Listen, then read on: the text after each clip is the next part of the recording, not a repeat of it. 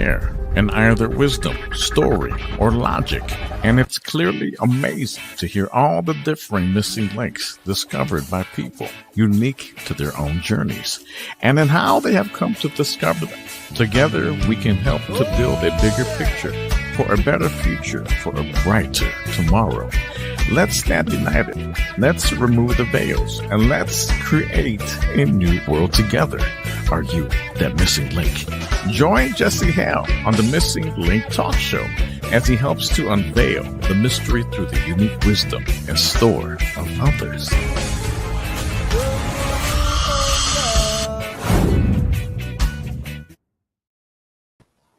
Welcome, welcome, welcome. Welcome, everybody, here back to The Missing Link. Today, we're excited to talk with an artist known for his project Enigma, which blends elements of electronic, ambient, and world music. He's also very scripturally based, a student of scriptures and the law, as well as, he's very outspoken about the things that he feels is true. He invited me on to his show a few weeks ago, which was great. And now he's here on the Missing Link Live. Welcome, Paul Everton. How are you doing today, brother?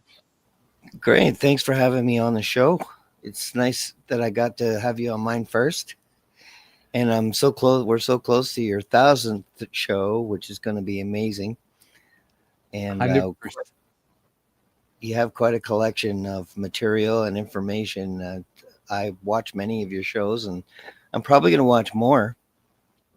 It looks good.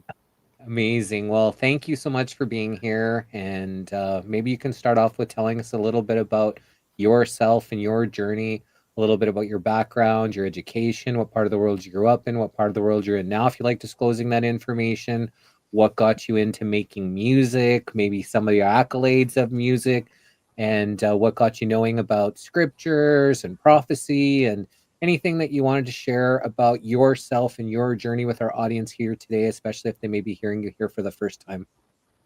Yeah, it's quite a story. I'm part Mi'kmaq native from Canada, and that's in East Coast, New Brunswick area. And when I was about 2.5 years old, my father moved to Ontario because he was a singer. So he basically inspired the music part of me. He didn't play any instruments, but he did sing. And he was a great singer right up till his last days. He was singing. He became a missionary and he was a pastor for a while. And he told everyone it was me that influenced his spiritual, that got him into Bible college and got him in.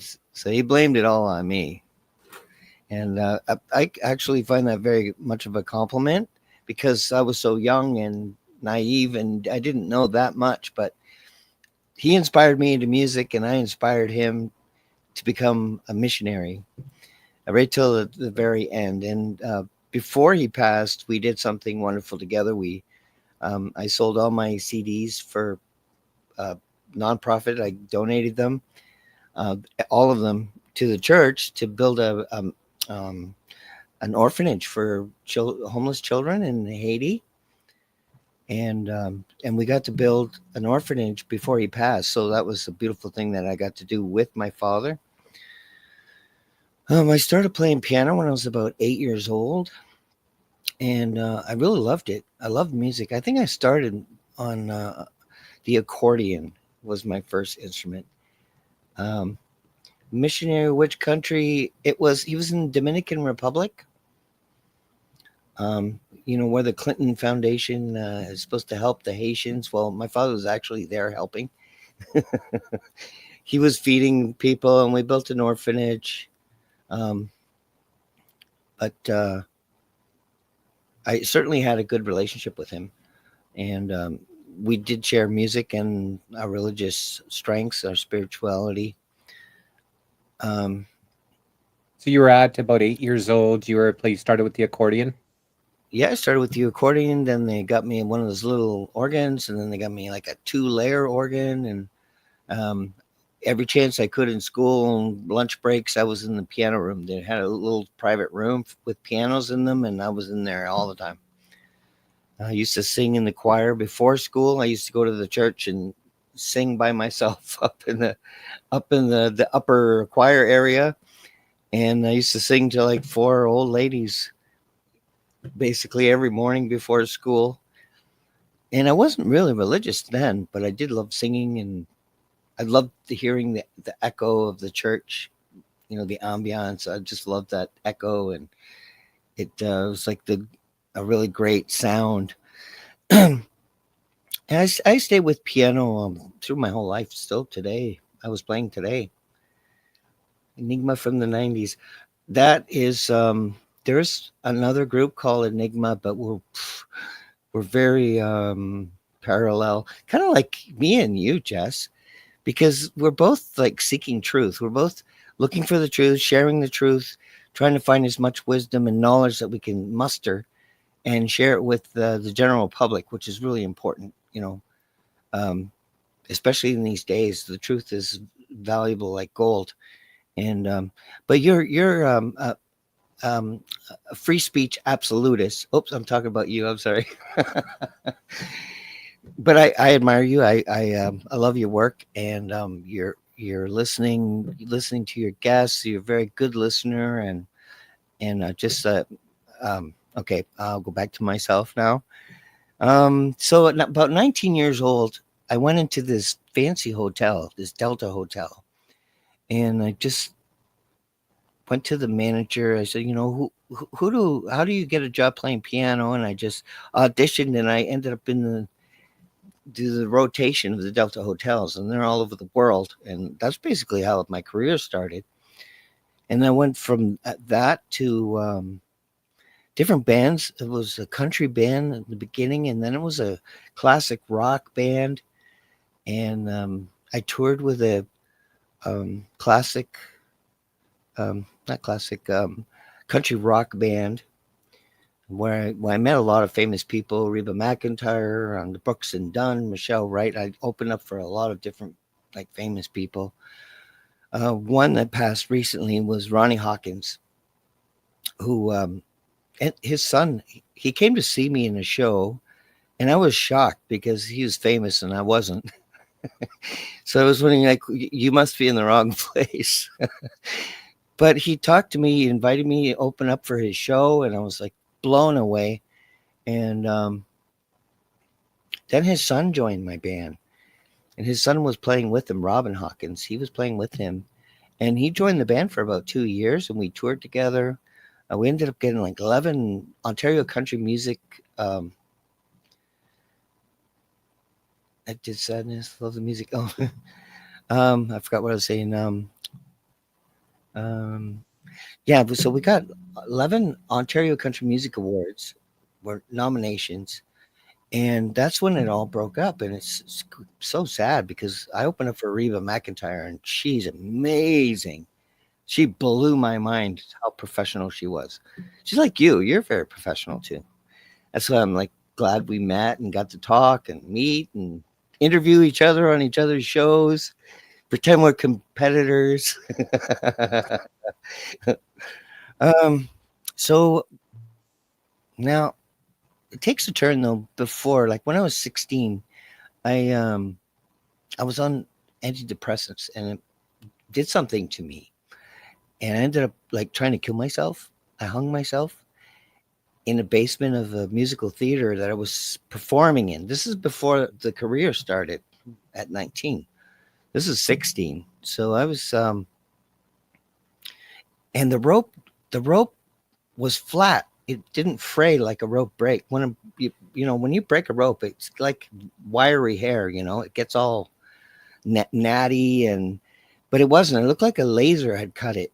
And I was alone in the basement, and my head was pounding because I fell on cement, because I kicked the chair and I was unconscious.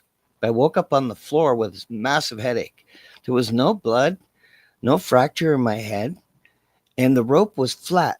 So that moment, right then and there, I knew there was a God. I didn't know why my life was spared, but I knew that I had some sort of purpose. I just didn't know what it was. But it gave me, it gave me it just boosted my faith right through the roof.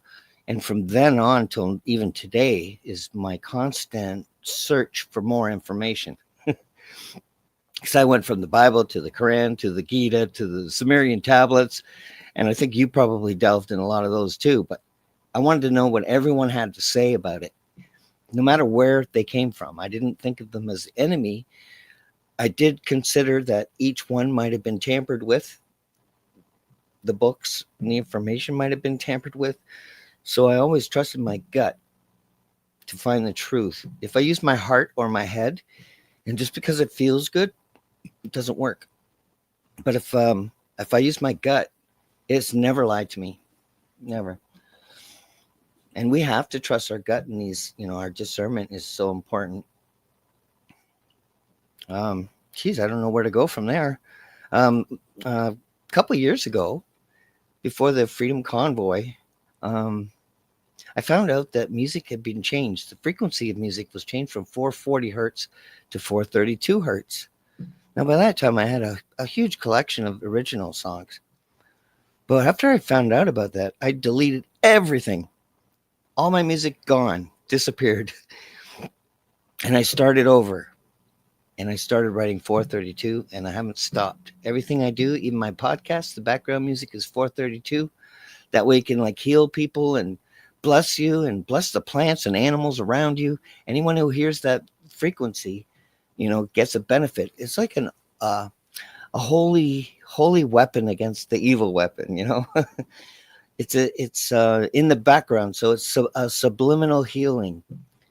And I think Angelina's probably right into that. I saw a couple of her podcasts, and she had the relaxing music in the background, and I almost fell asleep listening to her voice. Must be hard for you because she's sitting there talking to you, and you just she's so relaxing, she'll put you right to sleep. I love listening to her. Yeah, she got such a soft, she would make millions on ASMR just doing you're good, you're okay. You are made perfectly. So then 432 happened, and then I try to get as much information. Even your show gives me information, and a lot of times your shows just confirm what I know, because I do try to cross-reference everything. And my show is just about the truth, like lifting a veil.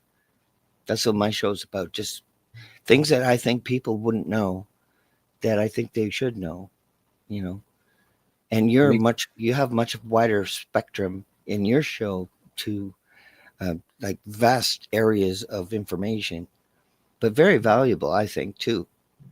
What makes me feel really good when I hear somebody say, "Oh, that confirmed everything that I was thinking," or "That confirmed so much for me."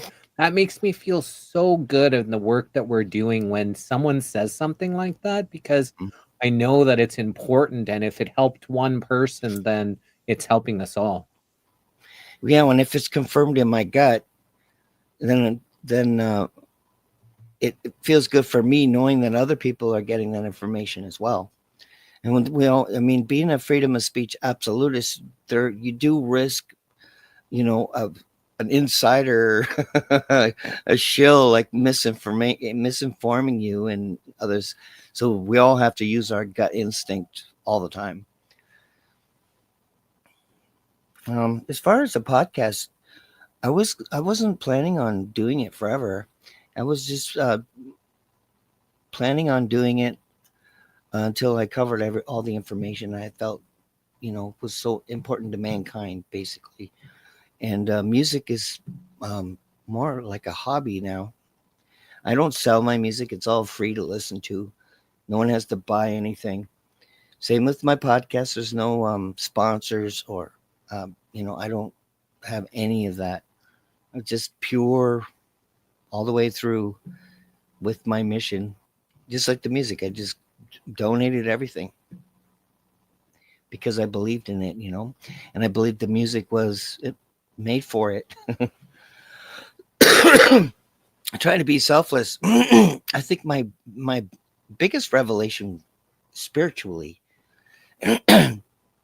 is I prayed, like after I had hung myself and I knew there was God, I prayed that I could find the truth.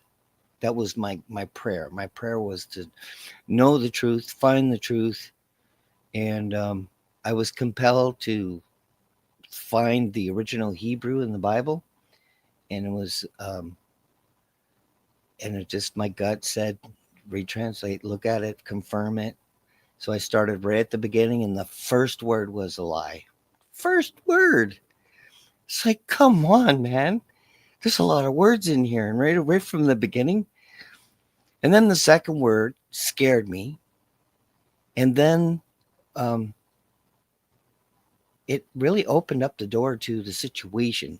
Like I was able to look outside of what was being said, because the words, the abyss. We were in the abyss, so we were in like black water, like the deepest part of the ocean, where it's pitch black all around us, and we're surrounded with living water. So that's the situation. That's the situation that we began in. Just like in a womb, we're in water in the mother's womb. But as we were before we were changed in their image, we breathed like the abyss, the movie. Isn't that crazy, eh? How it coalesces with the truth. How the truth is kind of shown to us, but hidden. But yeah, we were water breathers, just like that in our womb, in the mother's womb. We'd be born into living waters. The living waters were separated from us. They're like above the firmament, but it's there. We would survive in it, but we were genetically modified, and the people who did it to us look like us. So it would really be hard to, pick them out unless they're really tall or something. But I would suspect they're ageless, like the Sumerian tablets. Have you read the Sumerian tablets? Not fully, but I've read a Bit. whole bunch of them, and we technically are still water breathers because there's water in the air, and Yep. so we are basically breathing water, just not fully submersed in the deep water, but we're still water breathers. Yeah, that's true. That's true. And we're mostly water. And according to Buddhism, water is one of the 8 element material forms of the creator, which I love because, it confirms a whole bunch of other things. Like, the kingdom of God is not to be seen, but the kingdom of heaven is within you. So that just makes perfect sense. I just love those parallels with the different religions and how they, it's the editing that was done in the Bible that makes a mess of everything. Because the first word is Rashith. Now, Rashith means before. They translated that as in the beginning. But in Hebrew, in the beginning is Tachila. There's a word for it. So it's not like they didn't have a word and they made a mistake. That was deliberate. So right away I knew there was a problem, and I knew that the only people that had the power to do that was the Vatican. And so I was a little scared.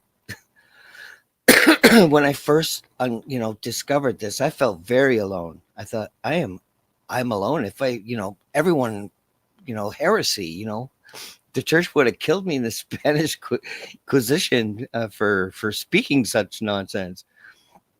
But I also found it a very healing situation, because I asked for the truth, and I was shown how to do it, how to find it. Then I had to count on myself. Don't just go by printed work, but go by the original and go word by word and put it together. And that's what I did. And it basically all balanced out.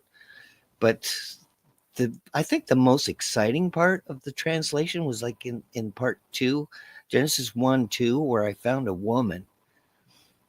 And that was like the most exciting, because it says, Ruach of the Elohim moved above the face of the abyss. So there you go with the abyss. That's what we are. We're in the water. We lived in the water. We're like fish.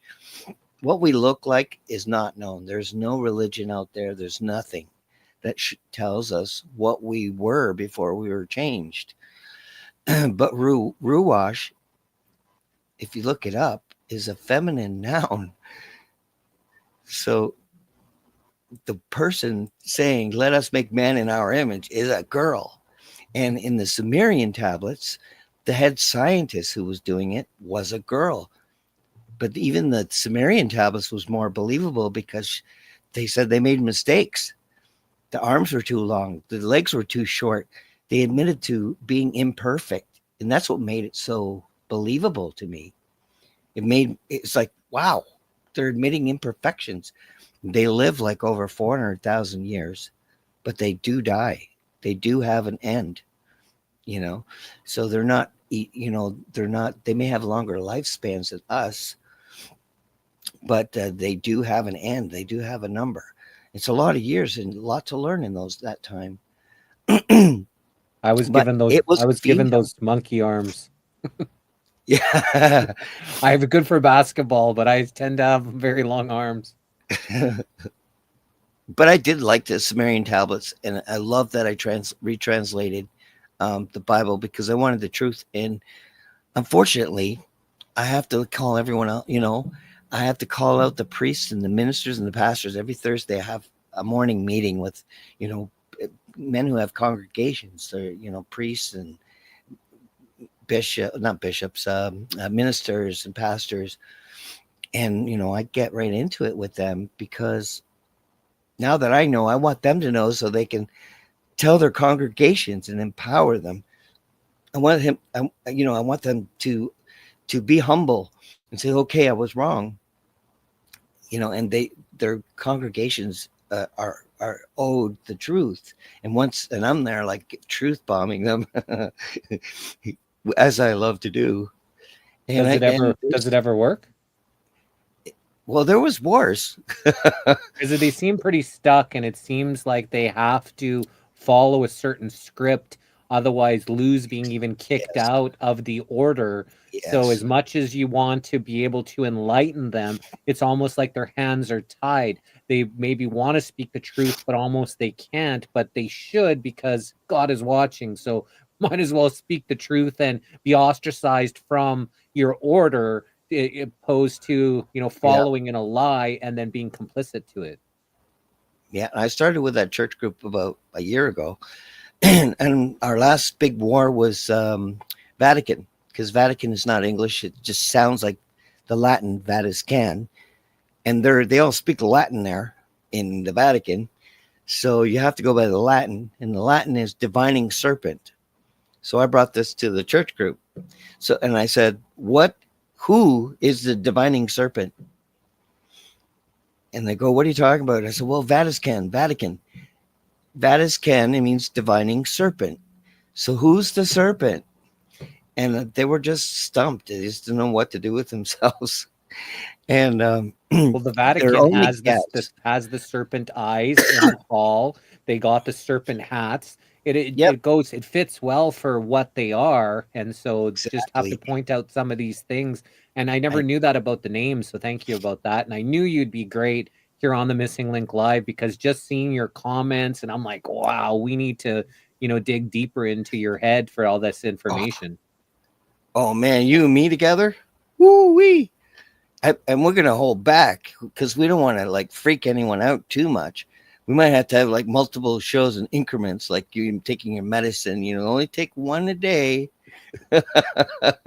We don't mind you freaking anybody out here, and they're pretty.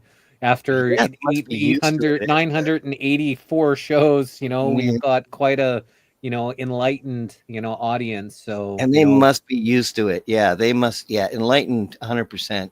I would agree with that. And I'm going to tell you. I'll tell you things that your priest won't tell you. Your doctor won't tell you. That's what I've become, I guess. And I'm willing to die for it because I think everyone is divine. Even the worst of us is still divine. It just, they have their own course and their own part in all of this. Oh, Heath, that's hilarious. Accordion. I wasn't very good at accordion, though. I'll be honest with you. I mean, I was 8 years old, so it was very tricky because I couldn't see anything. Everything was like down here and on the side. So it was like, it had to be memory. But I did like the piano better because you can see it in front of you. So, it's not even guitar, you don't really see. You have to look down. But piano, it's right there. So it's just very accessible. I love it. My favorite. So let's see. Did we fall in a rabbit hole? Yeah, I think so. Yeah, well, it's my favorite topic. It is absolutely, and yeah, it's hard to take. It's a lot to swallow because when you go back, it means they lied about everything. In your show last night, well, that was like the CIA, military. It's like, whoa, she, Oh yeah, she's gone whoa, on and telling that NATO and the CIA are the biggest terrorist organizations on earth. yeah, And this is an army colonel from the Air Force that spent 20 years inside of the belly of the beast and yep, talking about the CIA and NATO yep, like that. And I just actually heard today that Trump is maybe pulling, the US out of NATO. And I'm just like, and there's a lot of people that like him, a lot of people that don't.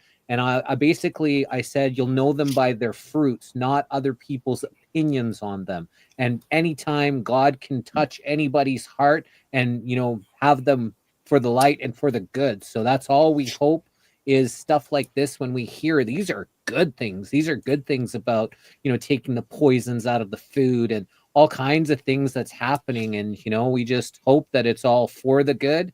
And anything towards that way is okay in my books. yeah, yeah. Well, I mean, uh, we were given a mission. I think and we're on the right side of history because there's strength in the truth. There's no fear in the truth. There's no fear in faith either, really. And but like what I said, when I first started translating, I was fearful because I saw the power, you know, dark things and where the light should have been. The Vatican is supposed to be a holy place. I mean, they could feed and clothe and house everyone in the world with their money. So can Bill Gates. So can Elon Musk. So can the Rothschilds. There's so many of them that could basically end suffering, and they choose not to. So that's not something I don't think you or I would do. I think if I had millions of dollars, I would definitely start building houses and housing people, and I would start 100%. Canadian first. I mean, even it would be profitable, but profit wouldn't be my motive. Profit would probably just go into keeping it in good shape and making sure the grass is cut and all that sort of thing for the people. I would definitely have a cherry tree on my land, a apple tree, plum tree, all different fruits. Every city should have, they talk about, people caring about the homeless and caring. Could you imagine every single city was all lined with fruit trees and like trees that grew fruit instead of the grass that they have to pay someone to cut, hemp Yep. and fruit trees and gardens and just stuff growing everywhere? People would always have food. People could walk up to a tree and just start eating if they were hungry. This is the way things should be. This is what the Garden of Eden is and what Yep. we Yep. work so hard Yep. towards because that's what we want to bring back here on earth, heaven on earth, like it's supposed to be. Yeah, when I was a little kid, I remember there was such a tree. It was a cherry tree, and it was down on Bridge Street in Niagara Falls. And it was like in between the sidewalk and the street. I think it was like right in between those. And the all the cherries were ripe. They were dark and big, big, fat, dark cherries, warmed by the sun. Oh my God, it was in heaven. I would climb the tree and I ate cherries all day. I think people really were lied to even by the church. I don't think they did it. I think you were right. They're just following the script, what's written in there. They don't question it. Doctors don't question vaccines. They don't look at the ingredients. They just trust the pharmaceutical industry, who's, basically protected anyway from liability and from harm. So, and doctors also get financial incentives for using that product. It's unfortunately, these are things that we would never do. We would never put poison in children's cereals. It's just not normal. It's not acceptable. But fascism is a corporation getting lawyers to create a legislative bill and bring it to a corrupt politician with incentives, and then you've got fascism. The corporations, and because the politicians are the ones that allowed the poison in the food in the first place. They also allowed all these wars, the criminal, illegal wars. I've been talking about NATO a long time, how it's it was made to break apart USSR, and mission complete. Close the doors. The end. They accomplished their mission, and they should have stopped then and there. But yeah, they became something totally dark, a dark force.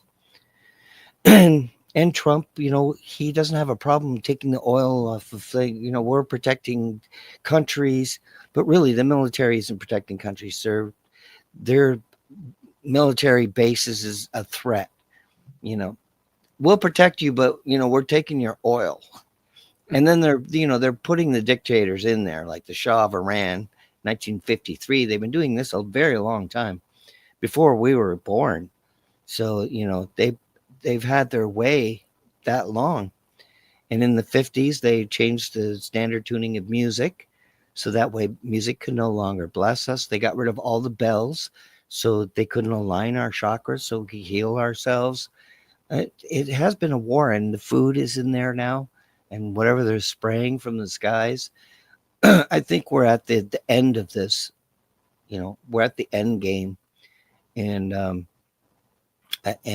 just glad that we're on the right side.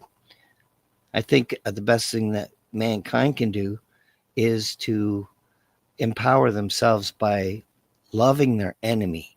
I know that's very hard to do, but practice with Justin Trudeau. Practice with an enemy. And if you don't have a problem with Justin Trudeau, start with the one person in the mirror, because we're not our best friends. We're not a good friend to ourselves. So if we can practice loving our enemy, it gets rid of fear, and it just empowers you 100%. It makes you much more powerful force to reckon with. I love that, Paul. That's amazing. And one thing you mentioned about the injections, and I don't know if this is true. I quickly, while driving today, I read it, that they might have stopped all of the latest injections that they've given for the last 4 years, and all of USA may have put a halt to them all. So that's a possibility. But we talked about the rabbit holes, and maybe you can talk about this. So Marius, you said earlier, Yep. said the serpent is the devil and Big Pharma, WHO. So maybe talk a little bit about what you know about the serpent or the devil.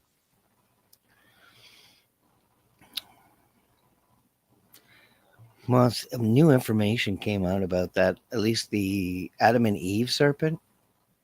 But I'm not going to repeat it, because I need to dig deeper to have that information, because I don't want to mislead anyone. I try to make sure I have confirmation and cross references, and everything I say, I make sure I know what I'm talking about.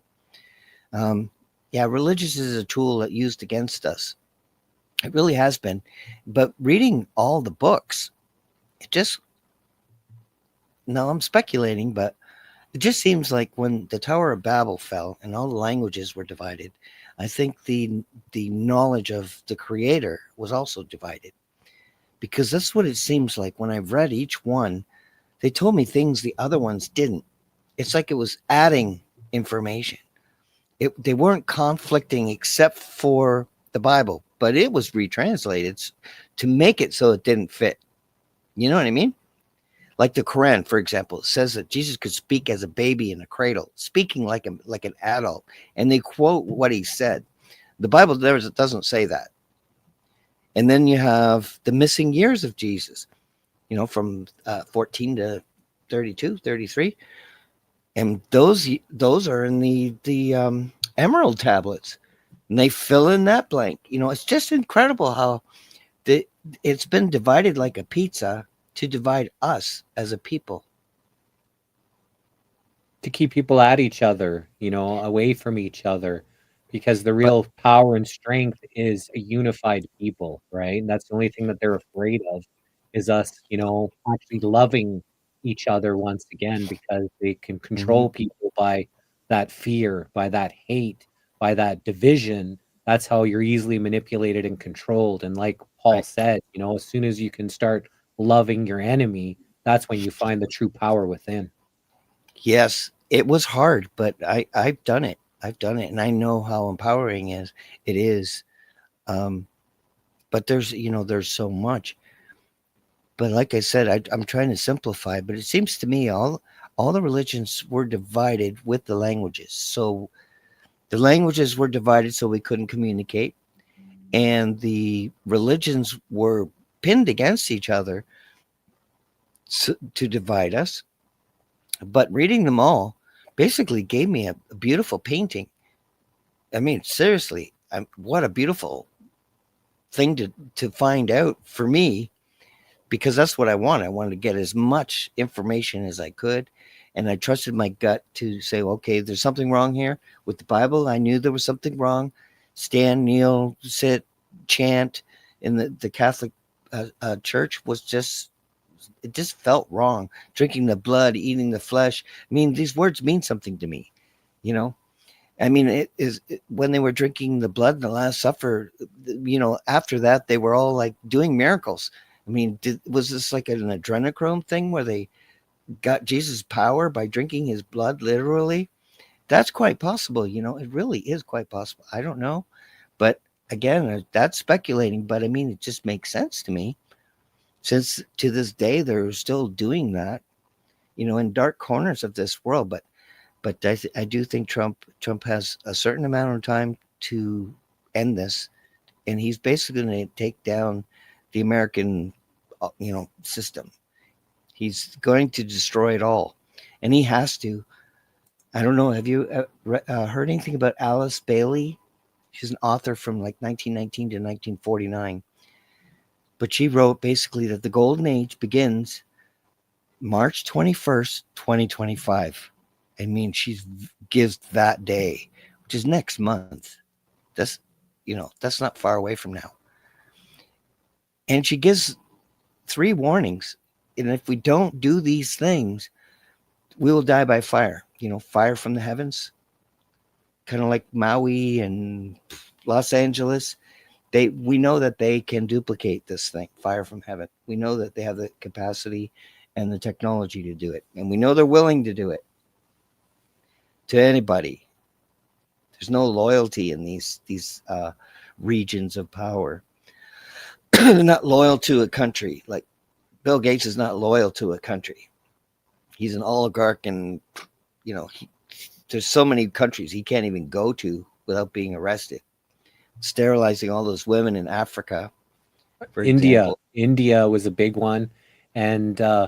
there's also, it seems like there's not even any loyalty between themselves, that they're all vying for power to be top dog. That's why, Yep. things are, still up in the air, the way they are, is because, they're not loyal to each other. And she said in 1945, at a time when the enemy's eternal threat through Hitler's armies had just been averted, Bailey said that 3 recognitions must be evidenced by humanity before March 21st, 2025. If the destruction of mankind is to be averted, they are to 1, recognition of the Christ spirit within. And that's the Bible quote I just had there. Geez, where is it now? Uh, the kingdom of heaven is within, which is the light, which is the water. These are, Buddhist elements, material forms of God. And so that's number 1. the acknowledgement, recognition of the Christ spirit within. We are the Christ. We're the ones that are going to have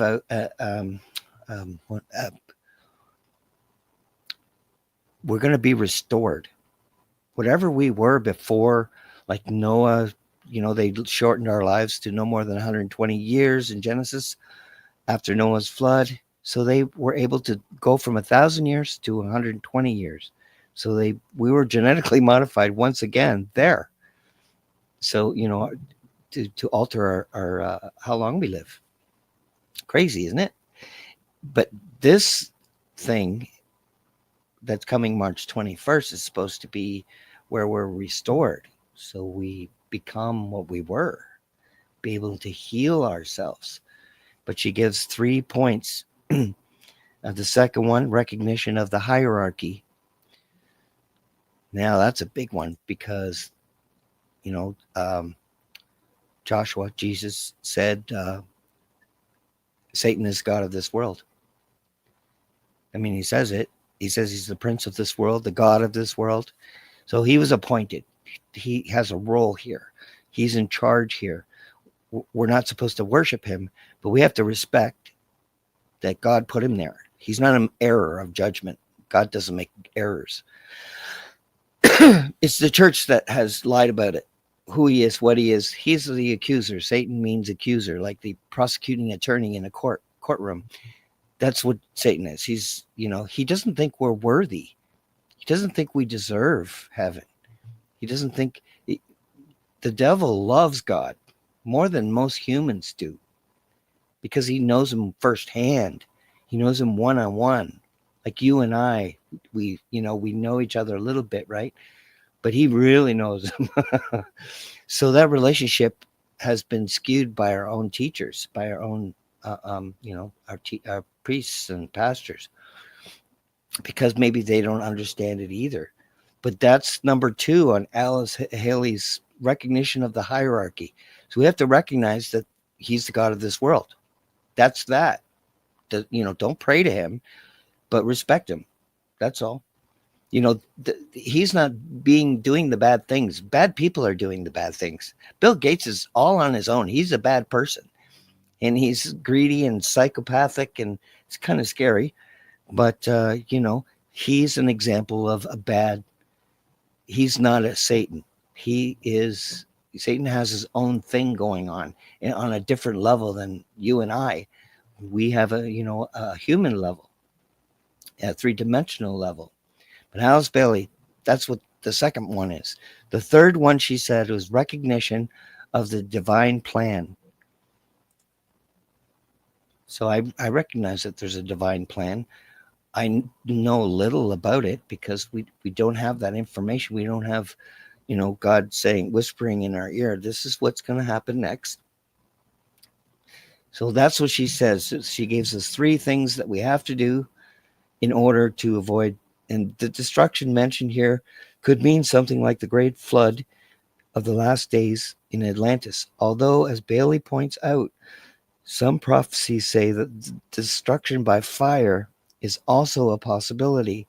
If humanity fails to unite under the banner of the forces of light against the forces of material aggression and selfishness, then the fiery ordeal might be unavoidable. So this is from 1919. But she gives a specific date here. So Trump's mission here is to collapse the system.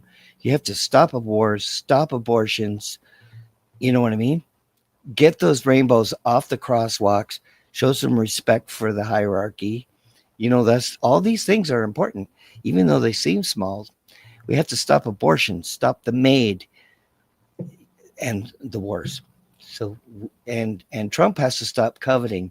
You have to stop taking the oil from Iraq and, stop, changing regime change in other countries. It all has to end. And we have a timeline of a month. So it's really timely that we have this discussion because not a lot of people know about Alice Bailey. And that's why I'm here. And I was here to talk about it. It's a very scary thing. It's very biblical. that New Babylon is going to be destroyed by fire.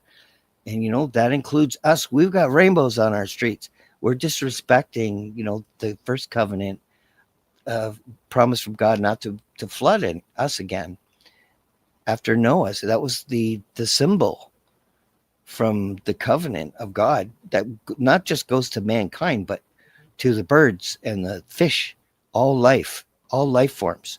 It was a covenant between God and all the life forms.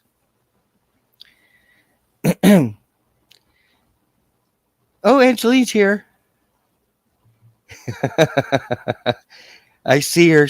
I see her because there's a heart. I think she's got a thing for you, brother. I think so too. I got a thing for her as well. Well, that worked out perfectly. Yeah. Yes, Alice Bailey. So, that's another thing that it has to be shared. It has to be discovered. And that's why you do what you do, because you want the truth out. You want to empower your fellow man and share without the fear of losing another YouTube channel over it. You're prepared to lose. And, that's why I admire you so much. And love watching your work. And I forgot what I was talking about. Alice Bailey, yes. Alice Bailey, but it's, at the end of 2020 is where we lost our biggest and our first social media platform was Facebook.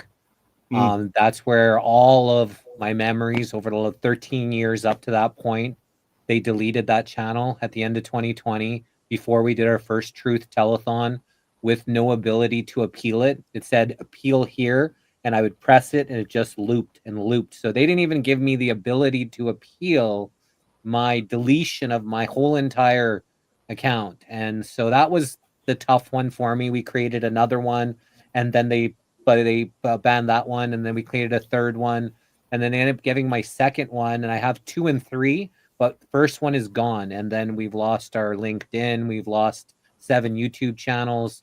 We just keep on them taking things away. We're obviously not promoted in the algorithms, but we're up to over 50,000 subs on, the channels. We've lost over 20,000 on YouTube, but, we keep growing. We keep reaching more and more people every day. And like I said earlier, as long as one person gets something out of this, then, we're, it's all for naught. Then, we're actually for something. So.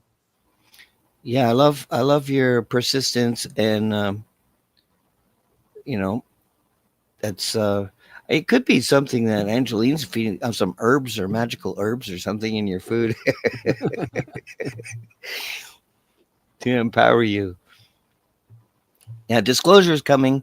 They're all going to fall down. Oh, my God, there's a potential. The JFK files and there's so many people are going to be arrested. The Senate's going to be empty in the United States.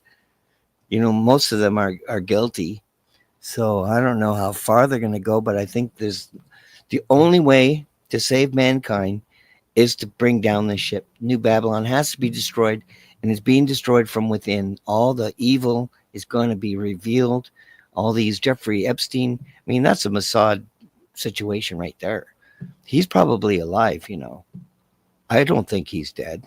He's protected. Justin Trudeau is protected. He did what they wanted. But he also knew the threat, Like if we free ourselves as a country, I've been doing a lot of podcasts with candidates in the Ontario election coming next week. So I'm trying to get out as much information as I can in a timely manner. And I try not to talk about Alice Bailey too much because it is depressing and it's a little scary, But if your heart is in the right place, even the worst thing, we will survive. We don't die, so there's no death. The body's goes away, and it's just like a rental car. It doesn't mean anything. It's that light inside of us that's not going to have any injuries. Well, that's where born again comes in, because we just continue to be born again. You can You're born Yeah. again here, Yeah. or once your body passes, you're just born again, you know, and you continue being born again. And that's where that term, I think, you know, got its relevance from. I think the most beautiful thing is that all these religions are going to be gone. They won't be needed anymore because we're going to know. That's amazing. That's just a beautiful thought that March 21st, the golden age where all that information just comes down from heaven and from the creator, and we just get restored to our, original form without death. No more death, no more tears. Evil will be wiped off this planet. So, I mean, we could have a positive energy, but we really have to share and, without scaring anyone, we have to really comfort each other and, let each other know that we're here for each other throughout all of this, because that comfort is going to be needed. It's going to be tough for a lot of people to see the truth. A lot's going to come out in the next month, but it could have a very happy ending. But no matter what, as long as you're on the right side of history, it's going to be a happy ending. Even if we're killed, we're going to come right back. Because all the saints are going to rise, So don't let it get you down. Try not to fall down too many rabbit holes because it can be overwhelming. So we have to take it one step at a time. And I go to my Thursday church meetings and I give them a little bit more because I know it's so important. They may have 500, 1,000 people listening to them. And if they can empower 1,000 people, I mean, that can spread. Those 1,000 people is going to talk to somebody else too when they find out. And it's all these little things that didn't seem to matter before. How to pray effectively. We weren't taught how to pray effectively. We were actually taught not to pray effectively. That's what I find. They just ignored Matthew 7:21. I got to see if I'm right here. Matthew 7:21. Let me see. Pretty sure. 7:21. Yep. I'm getting good at this. Yeah, he says, have we not prophesied in your name, cast out demons in your name, and done many wonders in your name? And this is what they're saying here is, all the churches, all the priests, pastors, ministers, they're all saying, in Jesus' name. They're always saying that. And this is what's being talked about in Matthew 7. And Jesus says, I will declare to them, I never knew you. Depart from me, you who practice lawlessness. Because he wants us to pray to God, the Father. I say Creator because it doesn't complicate things. Because I think it's forbidden to say the name of God. So you have to be specific. If you pray to Mary and Joseph and Saint Jude, I mean, you're not getting your prayer. You're insulting God, if anything. So all these churches that are saying in Jesus' name, they're actually teaching their congregation to pray ineffectively. They're actually insulting the Creator by going through Jesus or calling Jesus God. Like a lot of the Christians, they say Jesus is God. Well, yeah, see, but that's a technicality because the light is in you, it's in me, it's in the firefly. It's just the firefly is the only one where we can actually see the light. It's the only demonstration we have that all of us have a light, even the firefly, even the bumblebee. They all have fire, and that rainbow covenant was to the firefly too. All of us.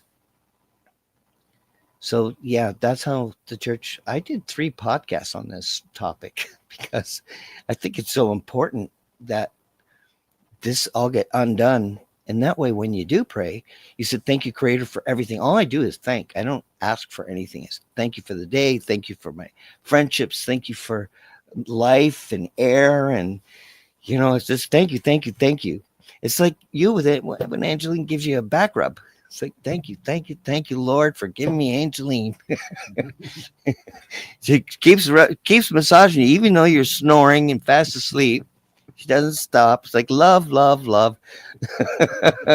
Yeah, I wake up and I don't know how long I've been out, and she's still massaging me, right? And I'm just like, wow, like that's like just the kind of heart that she has is something that I've never ever, seen before, and I am so grateful and thankful for her and her love. She's very unique. I mean, you both are, but she's like an angel. Like the name is perfect because she's like an angel. She has that wholesome heart. The huge heart, like Sophia. So yeah, I love this topic. Me and you could talk about this all day. Let's I know. talk about Amen. So some people Amen say Ra. even saying Amen Ra is Yeah. actually giving homage to, Yes. the Amen Yeah. Ra God opposed to giving thanks to Creator. And you know what's crazy? Since I was a child, like I was 7, 8 years old, singing in the choir in the church, and my spirit, my gut, stopped me from saying Amen because it was just in the Catholic Church is so repetitive, and they always and they say Amen, and I didn't really understand the purpose. What's the purpose? Like at least with Micmac, in my heritage, we just say Magwitch, Magwitch. It's like thank you, and then we say Creator, Magwitch, you know. We don't pray to anyone else. But we use the most honest term for the creator of everything, the creator, because we know so little about it, about what the creator, everything I've discovered, it's still a big enigma, which is why I call my music enigmas, because it's my word for God, really. It's my word for the creator is enigma. But Amun is, yeah, an Egyptian god. And he was also an Agigi, which Igigi, which is a lower form, low ranking god. And in the Sumerian tablets, they had ranks. They had the generals and the admirals and the colonels and the two top brothers, and then then the Anu, their father. Isn't that the So current military is based on that type of it, scenario? I would think so. I would think that they also appointed all the royal families, and all the gold went missing in 9/11, and they probably shipped it somewhere for the Anunnaki to pick up whatever date. The other thing about Alice Bailey that I just wanted to add is she mentioned an avatar coming down here, basically a multi-dimensional avatar. I really don't know what to think about it. I think it's creepy, and it will probably scare people to death to see some kind of multi-dimensional entity. But she says there's going to be an avatar after March 21st. So is a space alien? Could be. I don't know. I don't want to get too much into it, but I found it kind of scary that she would use the word avatar instead of a god or a demon. She said avatar, so it's like it's being remotely controlled from another place, like an avatar. So it was really bizarre, that word she used, and she used this in 1919. That's a long 100 years ago. She said avatar. Way before Avatar the movie. Yeah, it's just unbelievable, the parallels that we find even in the movies and the Simpsons. Holy smokes.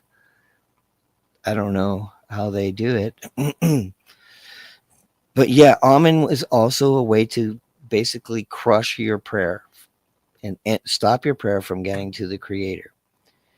And we don't have to pray out. We don't have to look up. We don't have to look down, because the creator's inside of us and connects all of us together. I think that'll be more apparent when we get restored. We'll have more of a understanding of what really is going on. I hope that we're going to find out what we were before we were made in that image, in the image of the Anunnaki. That fascinates me because there's no record anywhere. And only them, they would have to come back here to show us. This is what, this is a picture of you when you were just 300 years old. Because we lived 1,000 years when they changed us. So before they changed us, we might have been eternal. Before they interacted with us. According to the Sumerian tablets, they didn't like being here because they aged here. So being here is aging us too. We have 120 years approximately. But I did get a lot of information and a lot of parallels with even the Bible with the Sumerian tablets. It's quite fascinating. And I love sharing it because I know people don't have time to read all these things and find them. And, and people just, it takes a lot of time. It really takes empathy and compassion to want to know and to be able to have the time. People with families and full-time jobs, they just don't have the ability to sit and focus through all the information. The Sumerian tablets is painful to read because the first 100 pages is all genealogy, like from Adam to Noah, but it goes from 1 to 1,000. Same as the Bible. I fell asleep to the Bible every night. This person begot to this person, begot to this person, begot to this person. And it's just pages and pages and pages of this person begot to this person. It's not the easiest of reading from front to back. It's tough. It was hard to stay awake because there was so many of them.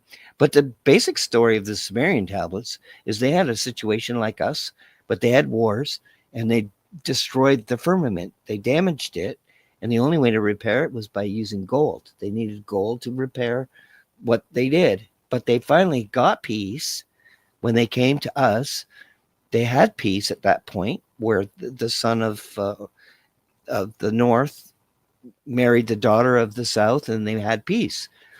And then they went out to fix all the damage they did because they had wars for so long. So these Anunnakis were not perfect at all. And I think they sinned against us. They created us because they were too lazy to mine the gold. That's how we happened. So we were used and abused. And that's going to end. And that's the best of all of this, is that we could possibly be at that, biblical end, and all those books will just be gone. This division will be gone, and everyone will get a download of all the information that was stolen from us. We'll all speak the same language again. How crazy is that, eh? We're all of a sudden can all speak Arabic. The language of love, when people started to just speak the language of love. And someone mentioned, Trish here from our Facebook says, anybody up on the recent developments with the higher telepathy being explored with the non-speaking autistic? So back to telepathy, back to love, back to the age of knowing, right? Not believing, but actually knowing. And I think once people truly know again, know in their heart, then that division, this false illusion, is going to crumble. Yeah, Doge found millions of 1 to 5 year, 1 to 10, 0 to 10 year olds getting Social Security. And I think there was, I don't know if it was millions, over 140 years old, that they found millions of people that are getting paid, mostly in Brazil, that are getting paid by Social Security. Someone, Teziel Angel from our YouTube says, Doge just found a 369-year-old getting Social Security. That's the crazy thing, that 369, because Tesla 369. Death is going to be gone from us. I mean, that's where we're heading right now. That's pretty exciting. No more death, no more tears, no more evil. We're not going to be subjected to food poisoning and food poison in the water. We're just going to be able to purify everything.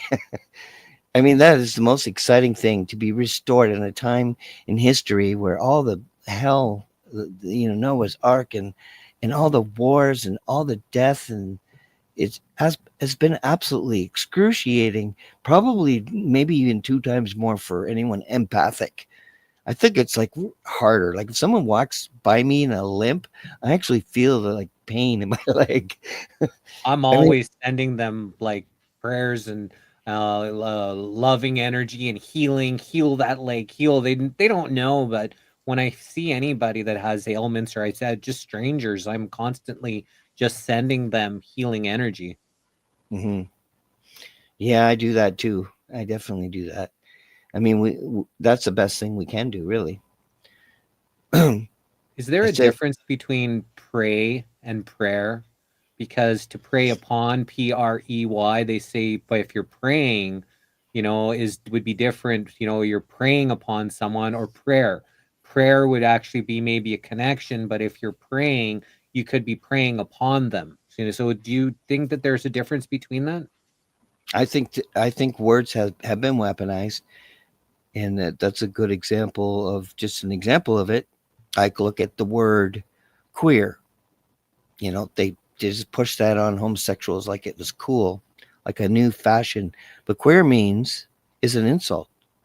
It means oh my god, I just blanked out. It means oh, I'm gonna have to do it. Let me see. I don't want to get it wrong. That's why. It doesn't mean what they say it means. It has nothing to do with sexuality. Okay. Yeah. They got put that in the darn Google. Of course they did. Oh, they've changed so much that it's hard to search any kind of truth, especially when it comes to It Google. is. It is differently. It's an insult. Let's see. I'm gonna have to define my search. I don't know why I forgot. I should know this. I mean, I would totally fail the test if there was a test. But I had this all in my head. I mean, it means like abnormal, and I mean, it's not good. Um, Here we go. Maybe this will show it. Nope. Wow, it's all transgender and unbelievable. They just they're erasing information, eh? They really are. They're basically taking over our information ability to get the Odd. Queer would be odd, not normal. uh yeah, I think that would be why. I just don't understand why it's just nowhere now. I'm even using start page. Yeah, so I don't want it to. They've all been changed to sexuality. Oh, okay. I'm gonna have to change this again. Original. Original meaning. It's unbelievable. Yeah. Strange or peculiar. That's what it really means. So if this is the elites using a word that means strange and peculiar and attaching it to homosexuality without them knowing it, to actually insult them, insult that they're smarter than you. And that's what they do. They did that to gay. The word gay, or no, not gay, fag means cigarette. Gay means happy. All these words, even the swastika means peace, love. I mean, it's opposite of what they've changed it to. Well, they stole the actual swastika and put a bad omen on it. When we've even had people, I think Adrian the realist came up and he said that it's an old native. It's the Big Dipper in the four seasons. So you Yes, it is. have, in each four of the seasons, the Big Dipper Yep, is upside down and it makes that swastika. So it's actually like a native symbol that was it is. stolen and then perverted. And you can see this swastika. And it's funny because someone mentioned that this Adidas shirt is I might as well be wearing a swastika, but a swastika isn't a bad thing, right? And a friend actually got me this shirt. It says "All day I dream about Scorpio," and it's got a little scorpion here because I'm a Scorpio, as in like the sign. A friend gave me this shirt, so You're a that's Scorpio too? yeah, I'm a triple Scorpio. Wow. I was We're actually both, born on the same day as Hillary Clinton. Go figure. but we're both Scorpios. Yeah, How awesome is that? very cool. And we're kind of aligned. We're doing the same thing. It's just you're more of a freedom of speech absolutist, which I respect 100%. I don't say it like an insult, but I'm not quite. I don't know. I guess I'm kind of. I believe in freedom of speech. I'm just. I think I fear misleading someone. I don't want to do that, so I try to always. Adrian the realist was on like I think it was my first or second podcast, and that's what we talked about. The swastika. I think we did a couple of shows based on symbols, and because as a native, both of us being natives, he's Cree and I'm Micmac, but both Canadian natives, we wanted to get that out right away. That we want to take back the meaning of these symbols. Clean the dirt off of them because what they mean isn't going to change. It is the the procession of the equinox and in the sky and the Big Dipper, basically in the four seasons. I mean, it's based on astrological view that we witnessed over the years, and it has beautiful meaning. And I want to take it back. I want queer to be an insult, the way it should be. I don't want the elites to do this anymore. And I will definitely fight for the meanings of words. And yeah, Adrian, we did a show about that. Just as a Scorpio sun, I'm November 2nd. I don't know what your date is. 26th. I'm on the last day of the Scorpio Libra cusp. Ooh, I'm like in the middle. I'm like right in the middle, I think. So I don't know if that means I'm going to die a painful death. Or I don't want Angeline to tell me too much truth. But your moon and Mercury, wow, fascinating. So I knew we were gonna have a great conversation right from the beginning, and I think we always will. We may end up doing this again. I might have you again. On my show. I don't know. Oh, you're welcome to come back quite frequently. So you're definitely. I love your knowledge and I love your look on things, and I love that you're not stuck. So a lot of people are stuck in their certain teachings and they can't see anything beyond it, and they feel that they're so right in what they know, but it's a limited scope because they can't see beyond the veil that the spell that's been put on them.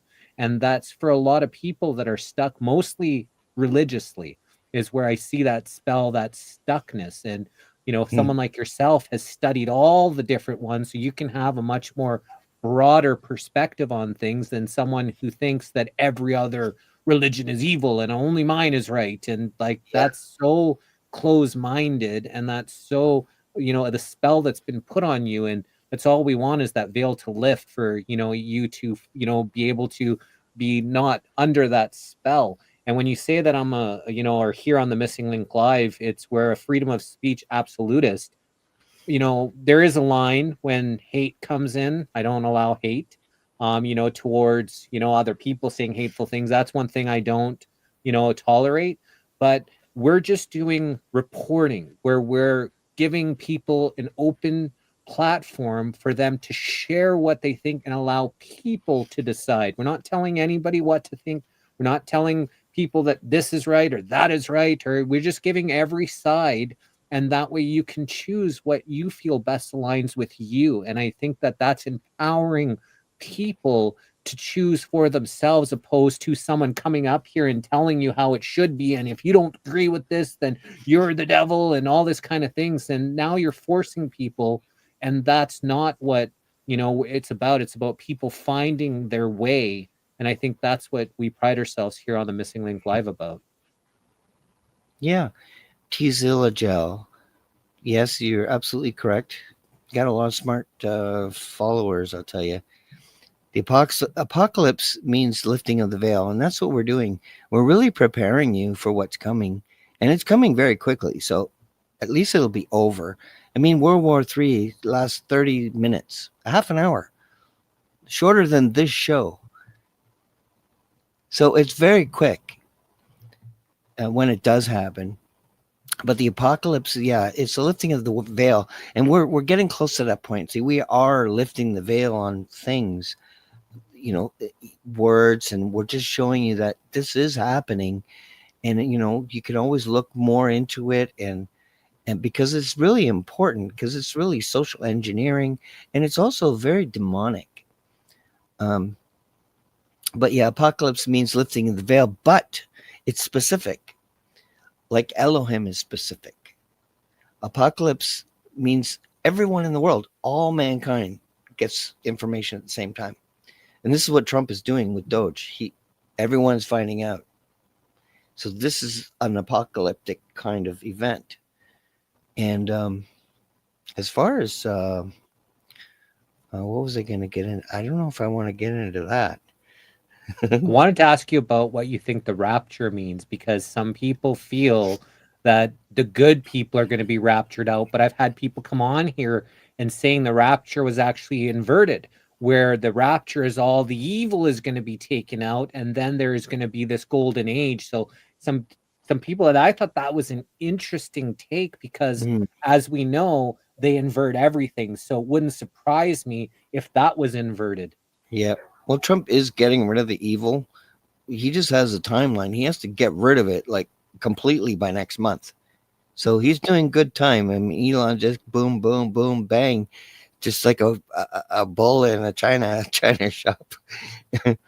But yeah, the truth is coming out, and people deserve it. It doesn't matter if you're good or bad. The truth is for you, and it's not about being perfect or imperfect. It really has nothing to do with that. The rapture is what's going to happen is all the evil is going to leave. Yeah, it won't be able to touch us anymore. It doesn't mean we're going to have not, a single guy's going to see a beautiful woman and not, think about things that probably shouldn't. But I mean, that's normal. That's why we're put here.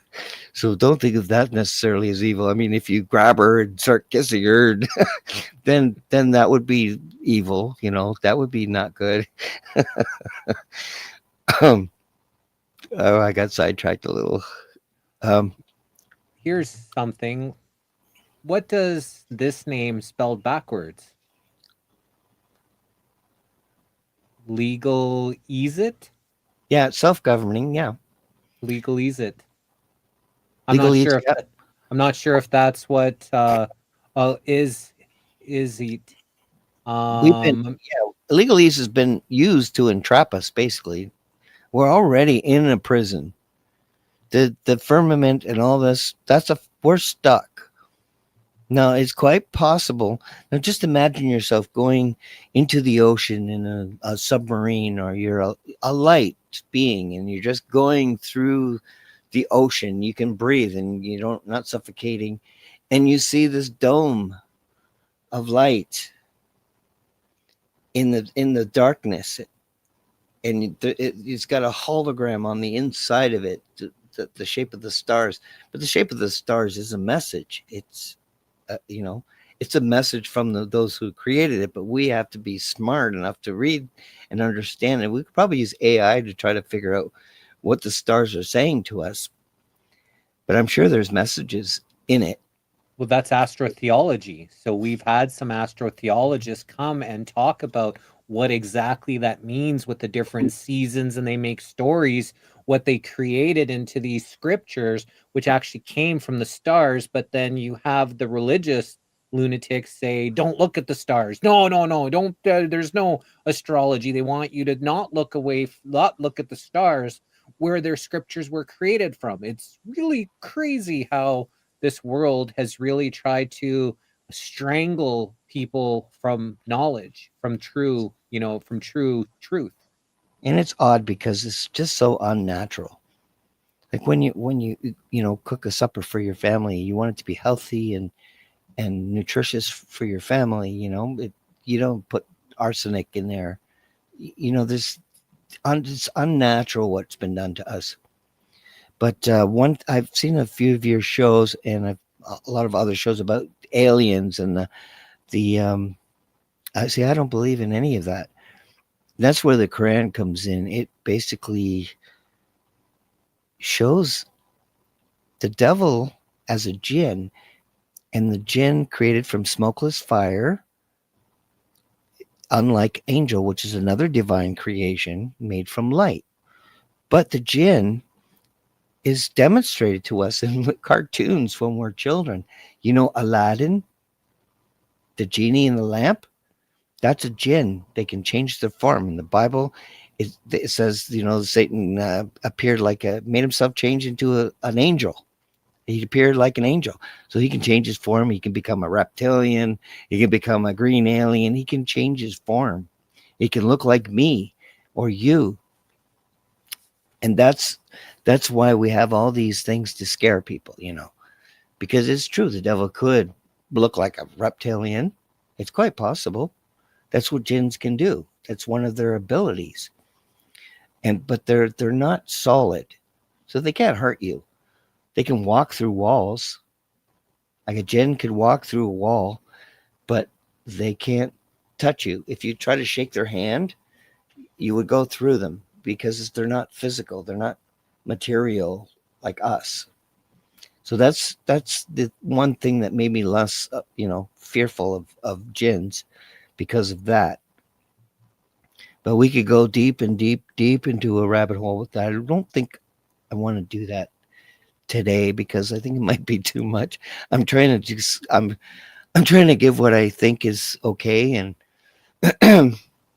and what I think people might be ready for, because we are like preparing people for what's coming, and it's not all doom and gloom. It's actually going to be absolutely amazing. And everything I know, you're going to know. It's going to come. And if you want to know it sooner, then definitely watch this show and because we're going to tell you, and if I'm wrong, I will definitely correct myself. But when I babble on like this, I'm usually just repeating what I've learned. I'm excited because I know that it's so important to everyone. And mankind has been in a prison, and we're going to be freed from that prison. And all the aliens and all that stuff, that's all make believe. The UFOs can be done through holograms. It was said by, von Braun. I can't remember his first name, but you know who I mean. Werner von Braun. But, he said, the alien invasion is the last step. But, they're going to have holograms. They probably have some ships. But they can also fake ships, like they fake planes going into buildings. So they can do it. They've tested, they can use the ELF waves. So it sounds like planes are right over your head. With all the towers they installed everywhere. I wonder why that was. Yeah. Well, they are fighting, a war, but it's not our war. I mean, we're basically victims caught in the middle of this war. We're not even involved in the spiritual war, if there is such a thing. I don't think there really is. I think they're playing with us. Like in Job, I found that offensive because, Satan and God were like back and forth, back and forth. So they have a relationship. So the devil has an open door policy with the creator. So we have to realize, and that's, the second part of Alice Bailey is, to recognize the hierarchy. So we have to just say, okay, God has the power to, appoint another God to this world too. That power is only the creator that can appoint someone and give them that kind of power. So we have to respect that power without, bowing down to them, because I know he would prefer that. But that's because he doesn't think we're worthy of heaven. He doesn't think we're good enough. And I think we've proven that to him over the years with the wars and the maid and the abortions. I don't think many of us are worthy, really, from what we've done to our fellow man and all these wars that have been allowed. I'm glad that they're going to end too. Thank God. You know, I'm glad that that will end. I don't want our hard earned money to fund the murder of people. I don't care what country they're in. They're not our enemy. They're just in a different geographical area on this beautiful planet. And that's it. We're not born enemies. And the fact that they even propagate that, they're a demon and, a dictator here and a dictator there. And meanwhile, they're appointing dictators. They are dictators, calling other people Yeah. dictators, appointing dictators. Yeah. And if you really look at it, everyone is a child of God. And, Yes. they all start off with that divine spark. Yep. Everyone, like Paul said earlier, every single animal, every single life form Yep. here has the divine God spark. And then Yeah, it's just this indoctrination. The spell is just taught behavior. Everything is taught. Babies aren't evil, right? Things aren't, you're not born a sinner. You're born a beautiful child of God. And that they want you to think that, you're imperfect. You're not. You're far from it. You are perfect. God, you're a child of God, and children of God are perfect. But the world teaches you this fake illusion that teaches you that you're far from it. And that's where the confusion sets in. And then that's where the fear comes about. And then now they have control of you because you're afraid. You're afraid of making the wrong choice. You're afraid of going to hell. You're afraid of things. And then hence you're not in your true power, which is the love vibration, the true power, that divine spark that's in each and every single one of us that's been gifted life here. I think a big gift for me is meeting you, because we're really on the same path. We're really trying to do the same thing. And I love that two of us would doing the same thing for the same reasons would work together. This is awesome. Because I think we have like very important mission, because really about, gently bringing the truth out. Sometimes it hits like a rock to the back of the head, but it's still important, and even when you're sharing information with other people from this podcast, you have to really use discernment, because some people cannot handle what we're saying, because it's pretty it seems pretty radical. But it was worth reading every book, because it all came together for me. Like the Gita's gives us 8 material forms of the Creator. That book, I swear to God, it just was the most beautiful experience, because it told me that, the material forms of God and water, light. I thought, we're almost all water. How amazing is that? It's like God is like literally in us in many ways too. Because the other forms, there's fire. The jinn is made from fire. Angels are made from light.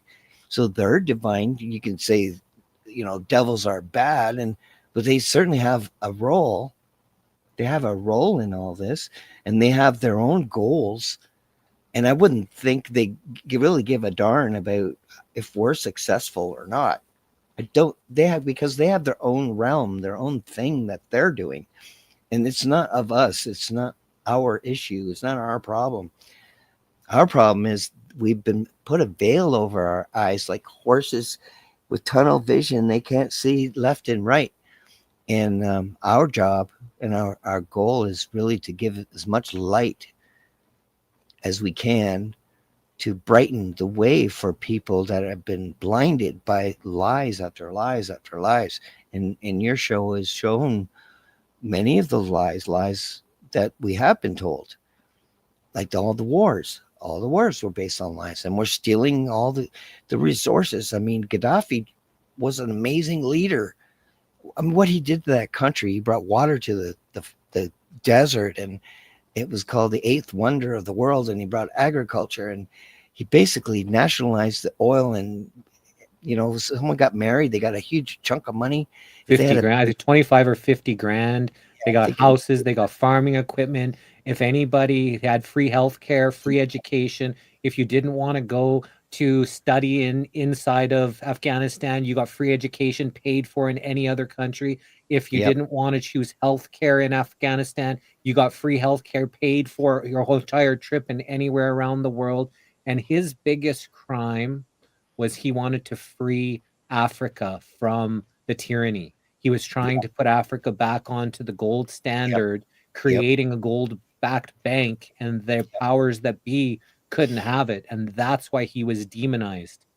yep. And the Colonel show, your last show, she basically confirmed that. The good guys are called the dictators. And that's so true. And it's sad because all this time they've been using our money to do this.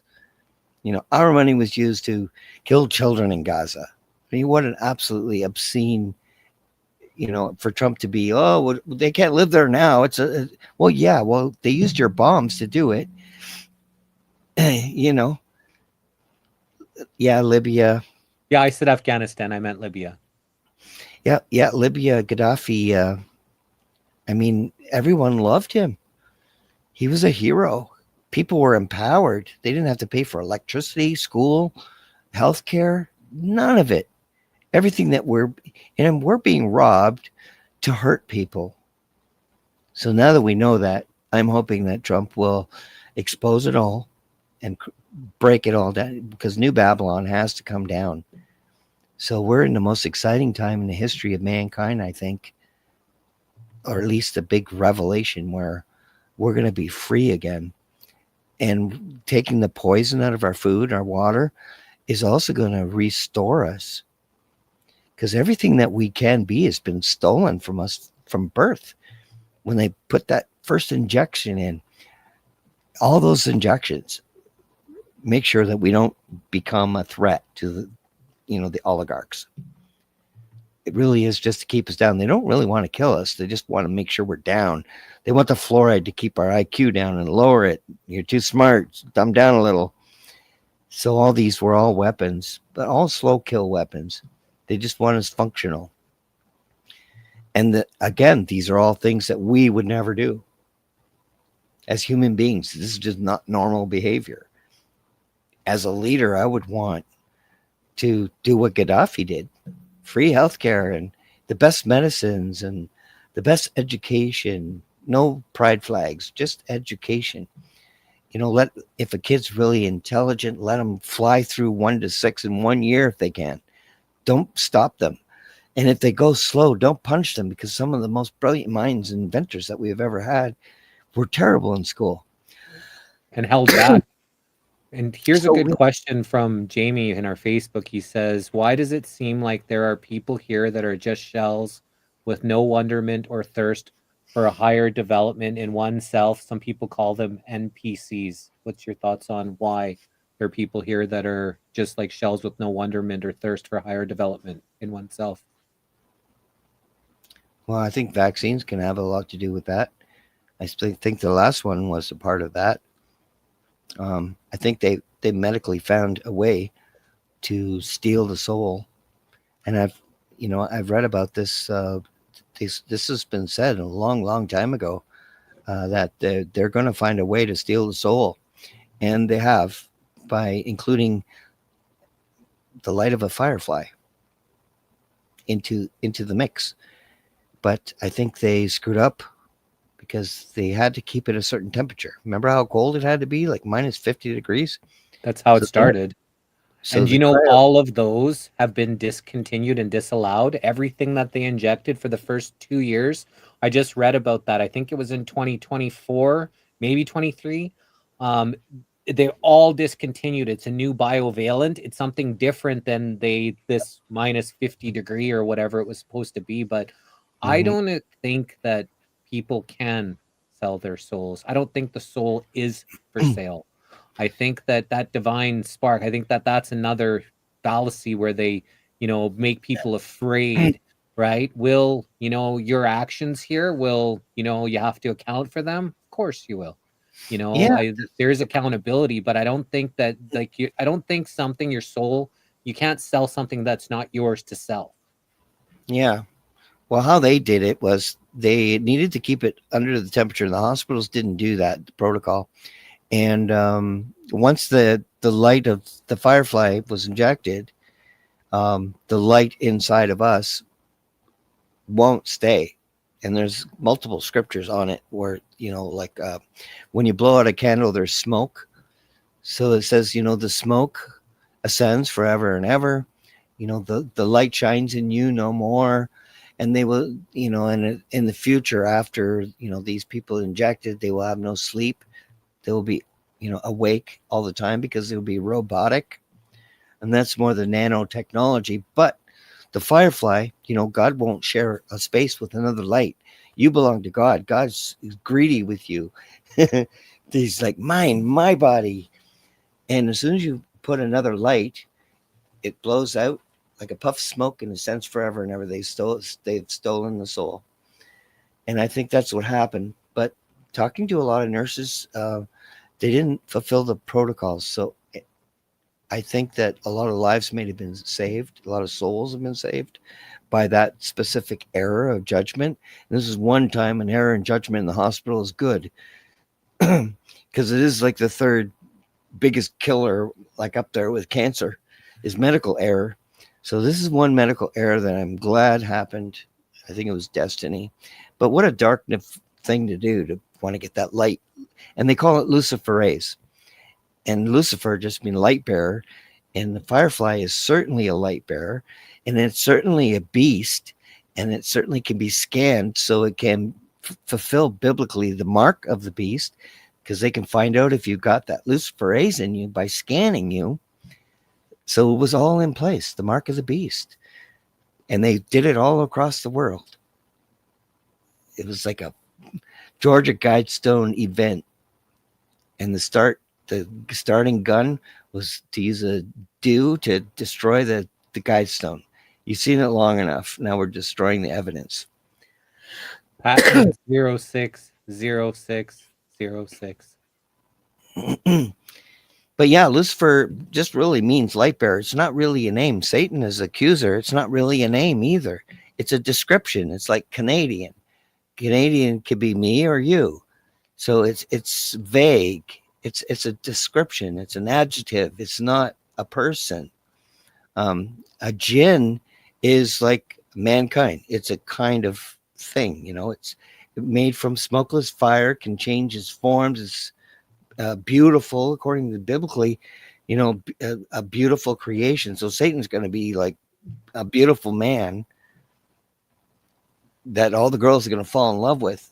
So he is supposed to be coming through the next pope, Peter the Roman, Petrus Romanos, the final pope of Nostradamus, the 112th pope, is the next one after Francis. And he's supposed to be possessed by the devil. So it's going to be quite a show what's coming. And at least we get to live through this. I mean, how amazing is it to be alive in like a biblical time, when all the books can just be burned, because all that knowledge is going to be within all of us. We're all going to know. And that's a beautiful, like a thing to imagine for a future for us, because the suffering is going to end. And we certainly have suffered since since the COVID started. Oh, I hope I didn't say COVID YouTube. Delete. It's okay. Whatchamacallit, I'll figure it out on YouTube. We might have to put it private on YouTube, but that's up to you on your own channel what you do with it. No, I don't think so. I don't think we did enough. I've been careful. I was just more joking. I don't think. And just remember that this is for educational purposes. We're not entertainment purposes. We're not giving medical advice. No medical advice to anybody. We're not giving legal advice. No legal advice. No medical advice. Just two guys talking. We're not giving spiritual advice.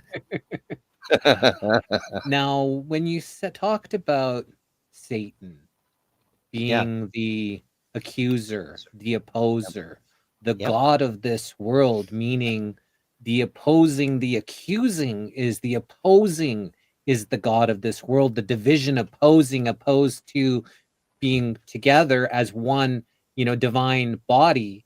That Satan, the god of this world, is that division, that divide. That's what Satan is, the accuser, the opposer that divides us. Yeah, see, it's that this is such a deep topic because he's divine too, but he is also connected to us because we're all connected to God, including the devil. So, I mean, there's no separation. It's all like role playing. He's just playing a role, and he's doing it, with God's, okay. I You know, don't look at Satan as being a he. I don't look at Satan being, I think it's just that accuser, the opposer. It's that entity. It's that, like how you have the Holy Spirit, there's another spirit, that accuser, the opposer, the divider, that spirit which could be in each and every single one yeah, of us that choose to oppose, accuse, divide. That's that satanic yeah. spirit. I don't consider Satan to be a he. But like I said, he can walk through walls, right? And Mhm. he's smokeless fire, so he can't be fire. He like if he could be a bush, a burning bush that doesn't burn the leaves. But I also think that Satan, and Moloch and Baal Mm. and the devil are all Yeah, different entities. These aren't the they same, are. the same one, and that's why I Yeah, think that people lump it all together as, oh, that's the devil or that's Lucifer. But these are different entities, different yeah, spirits they playing are. different roles. Yeah, the elites in the United States, like Moloch, is the one they worship in. Where's that place where they all dance around naked? Oh, Bohemian Grove. yeah, Bohemian Grove. Bohemian Grove, yeah. But also Solomon worshipped Moloch, and Moloch wants like burning innocent children, like very dark, sick. Basically, Gaza was for Moloch because it was half children. So that was a huge, massive sacrifice to Moloch by the Zionists, not the Jewish people. Jewish people are not, there might be some bad Jewish people, but there's bad Canadians too. So we can't, they're not all the same. Like, not every apple in a tree is going to be good. But we can't allow the propaganda to turn us against each other because it's the Zionists that are nobody's friend. They're not friends to the Christians. I mean, everywhere they go, like Syria, we funded that, Al Qaeda, whatever. And who are they killing? The Christians. Are we not a Christian nation here? You know, how can we support something that's killing our own people? It's just, I mean, we're the bad guy, and the bad guy has manipulated us into thinking that we're freeing the world, that we're spreading democracy and freedom, but we're not. Look at another place, Armenia. Is it Armenia? Oh, I might have the place wrong. But all the Armenian, no, I don't think it's Armenia. It is no, I think maybe it is, but they're Jewish and Muslims living in peace. But all the Armenians and Christians were like eradicated, killed, chased out. So no, I think it starts with a B. I know I have the country wrong, but a friend of mine is from there, one of the nurses. But Belarus? um, Not Belarus. I could probably Not find out.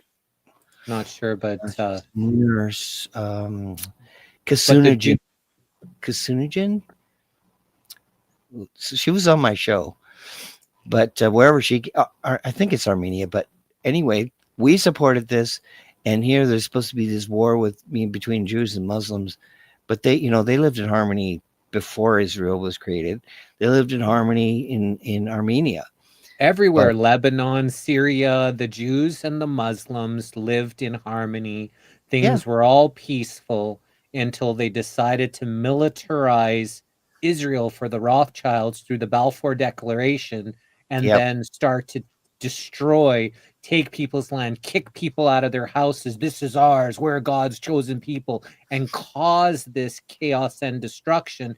And Yep. then say, oh, we're the poor people. Why are people against us? Aren't we allowed to have a homeland? After they're terrorizing the people in that area and expecting them, Yep. to just be okay with it. Yeah, Sarah Kajunian, that's her name. Yeah, she was a guest. And where the heck are you from again? Bulgaria?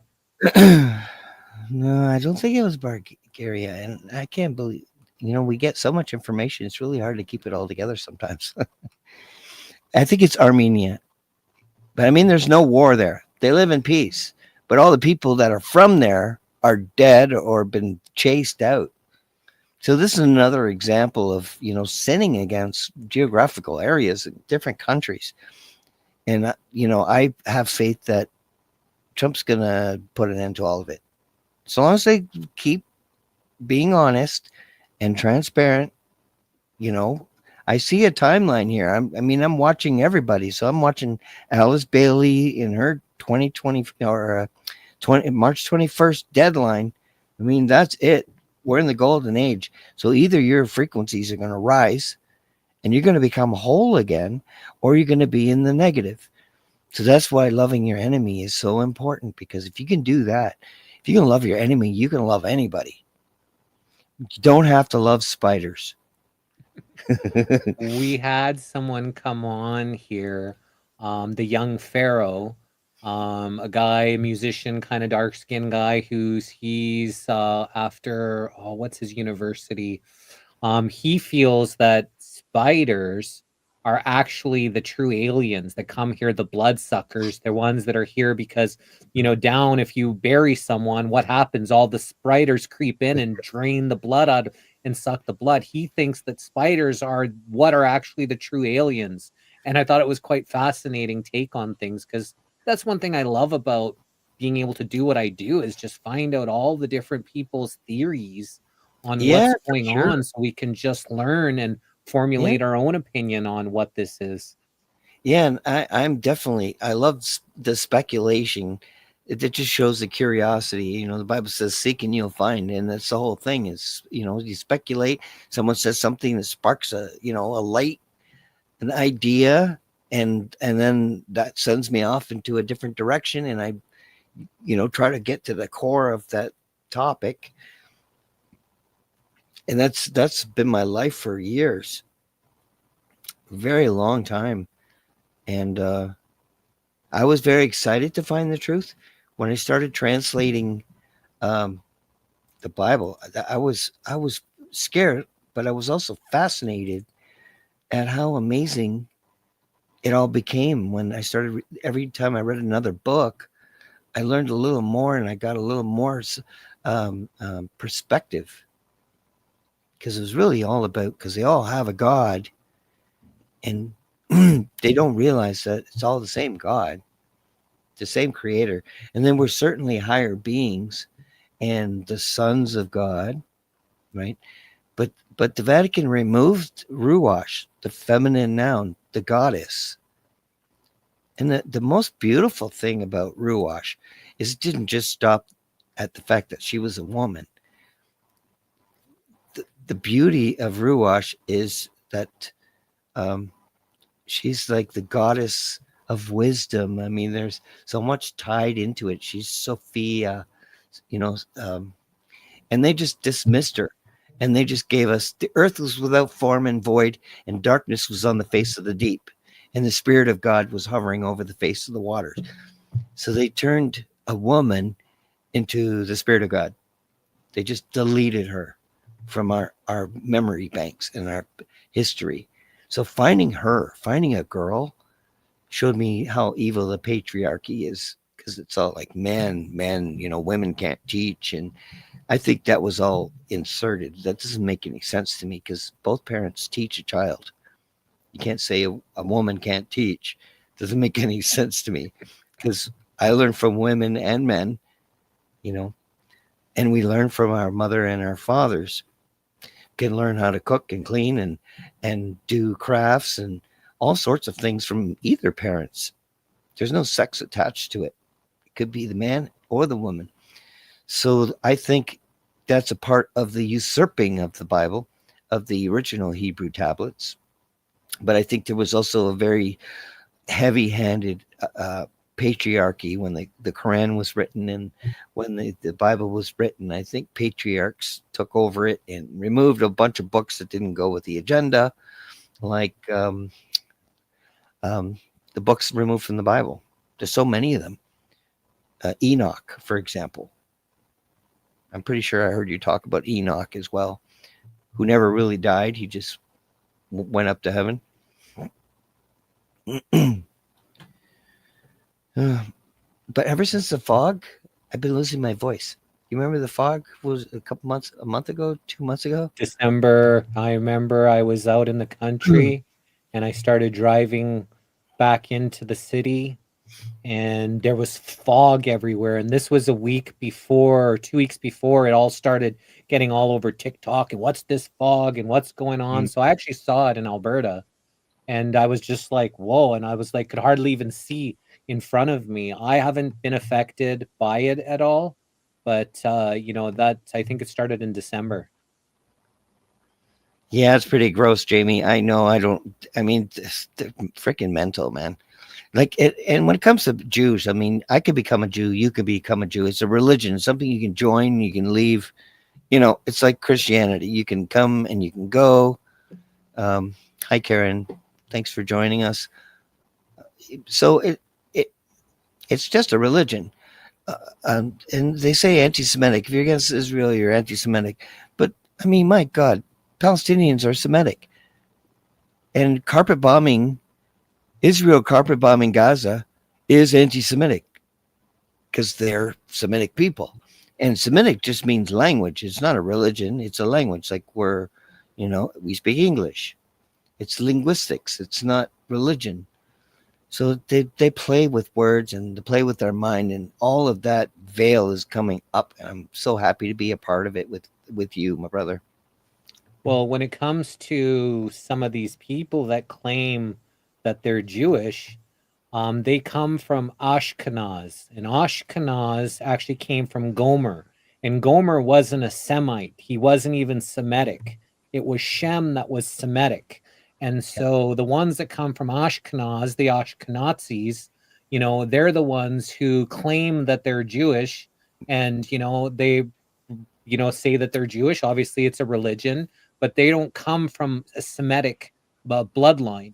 And so to say someone that's anti, Ashkenaz, they say, oh, they're anti-Semitic or an anti-Semite, but that's a fallacy because they're not even a Semitic people. They don't come from, a Semite bloodline. And so that's a complete fallacy and a lie. And then they just use that. Yep. And they're not going to get away with it with us. You and I are not going to fall for it.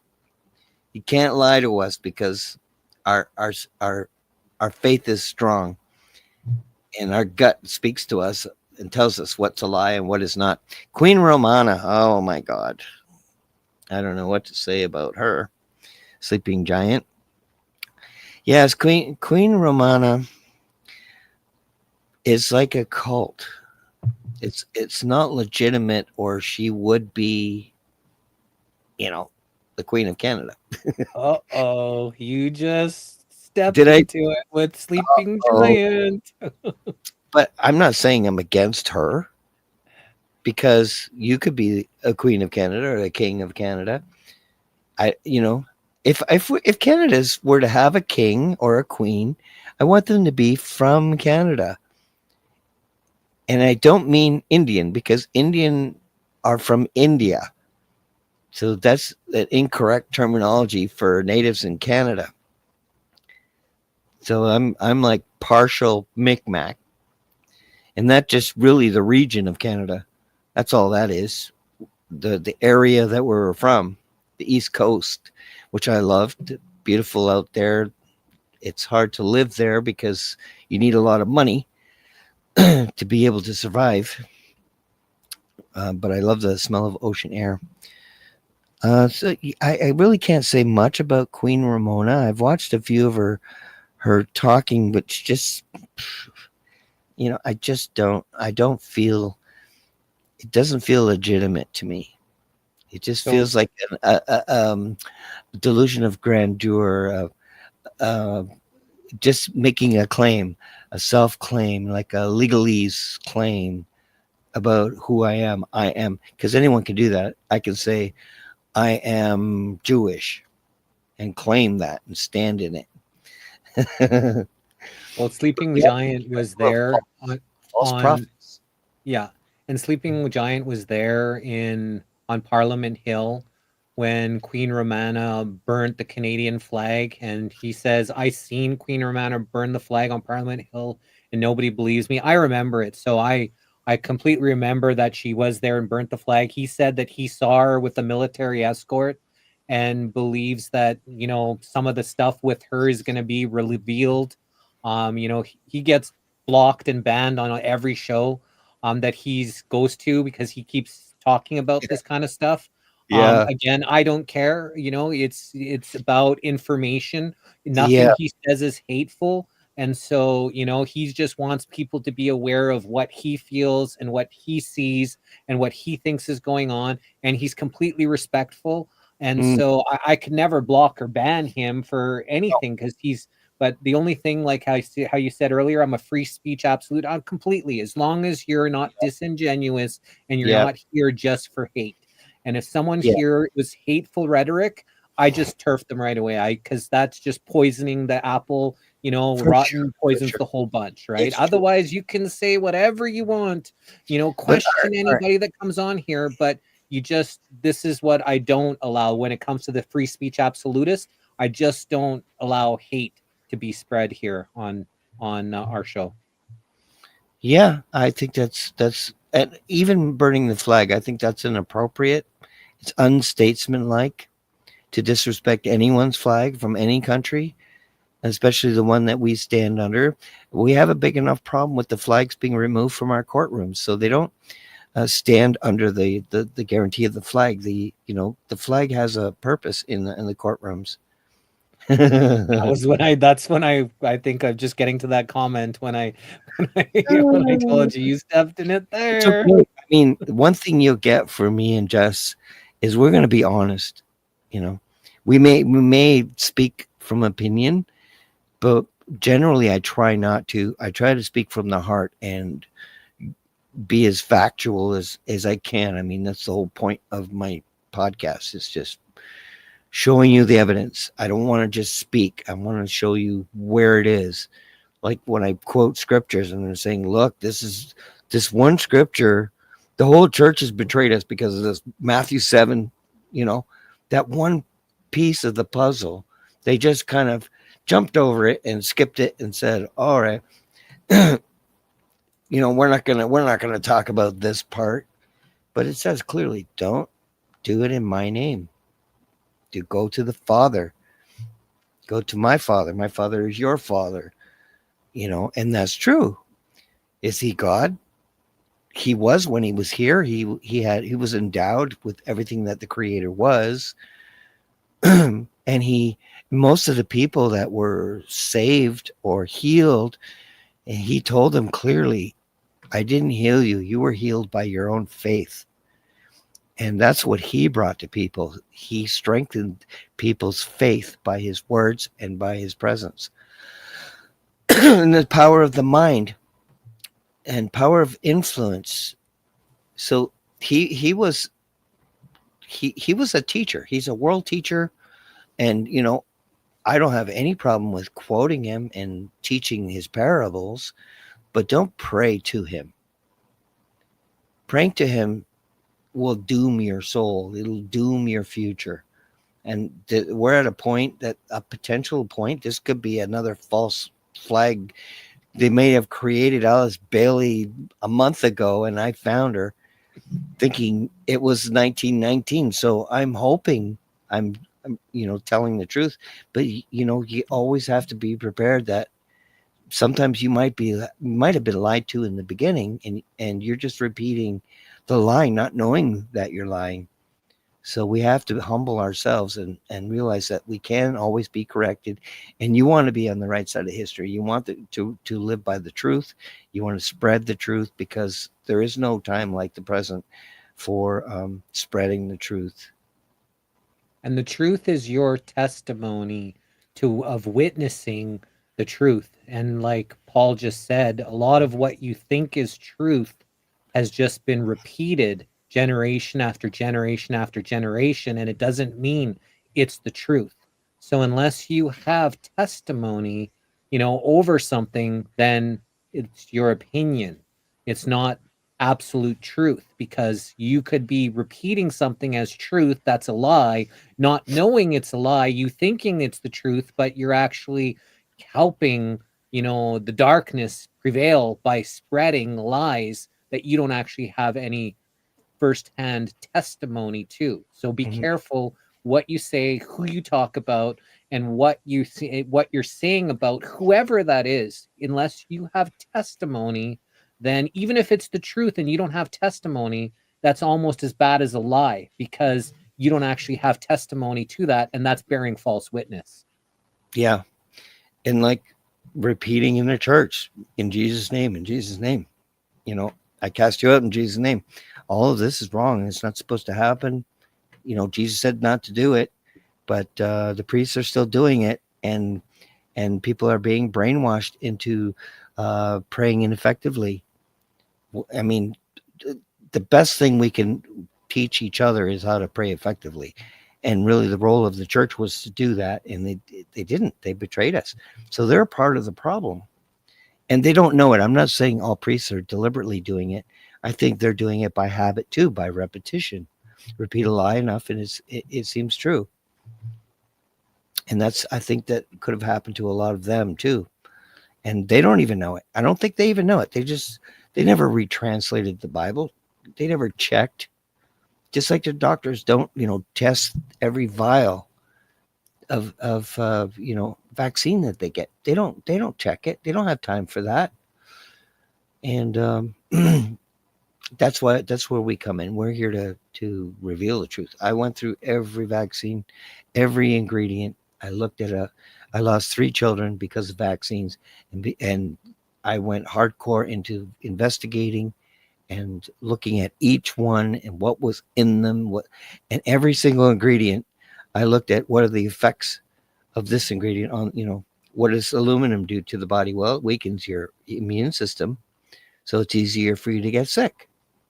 Huh, isn't that something?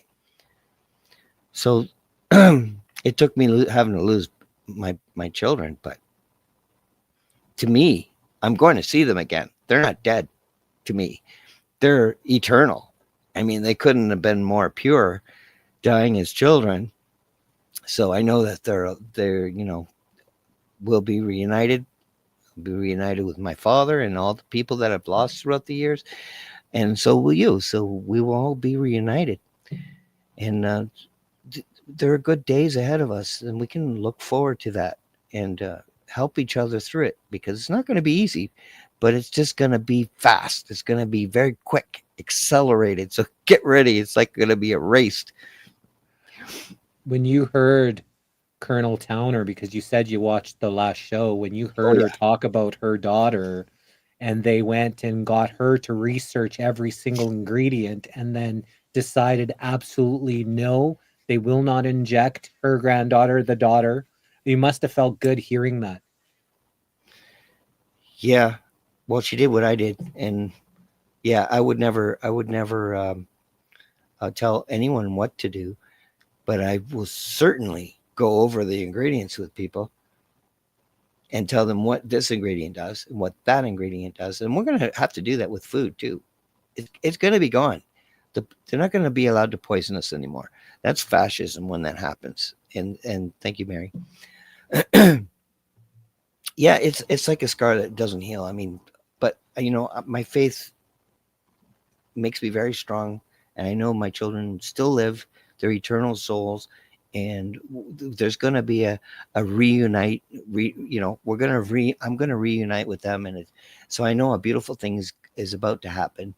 And as I see the unfolding of the apocalypse, the apocalypse is not scary. It just means we're all going to figure it out at the same time.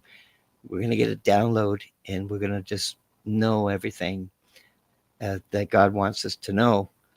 And that'll free us. But to have our body's capacity again, to have no more death, I mean, that's what an exciting thing. We'll have new bodies. So I'm hoping that I'll have, I won't have a face for radio anymore. Or I know I don't. You're a great looking man, brother. And I know I don't have the body for OnlyFans, but Well, that's probably a good thing, because that's yes, not yes, the yes. best. That's probably not the best place to enlighten people. No, it's a terrible thing that's happened. Really, even the reels on Facebook, they're just horrible. They're just teaching girls to exploit themselves for likes, and and they're giving them financial incentives to do such things. But that's all going to stop. All of it's going to end. And yeah, I do make jokes. That's for sure.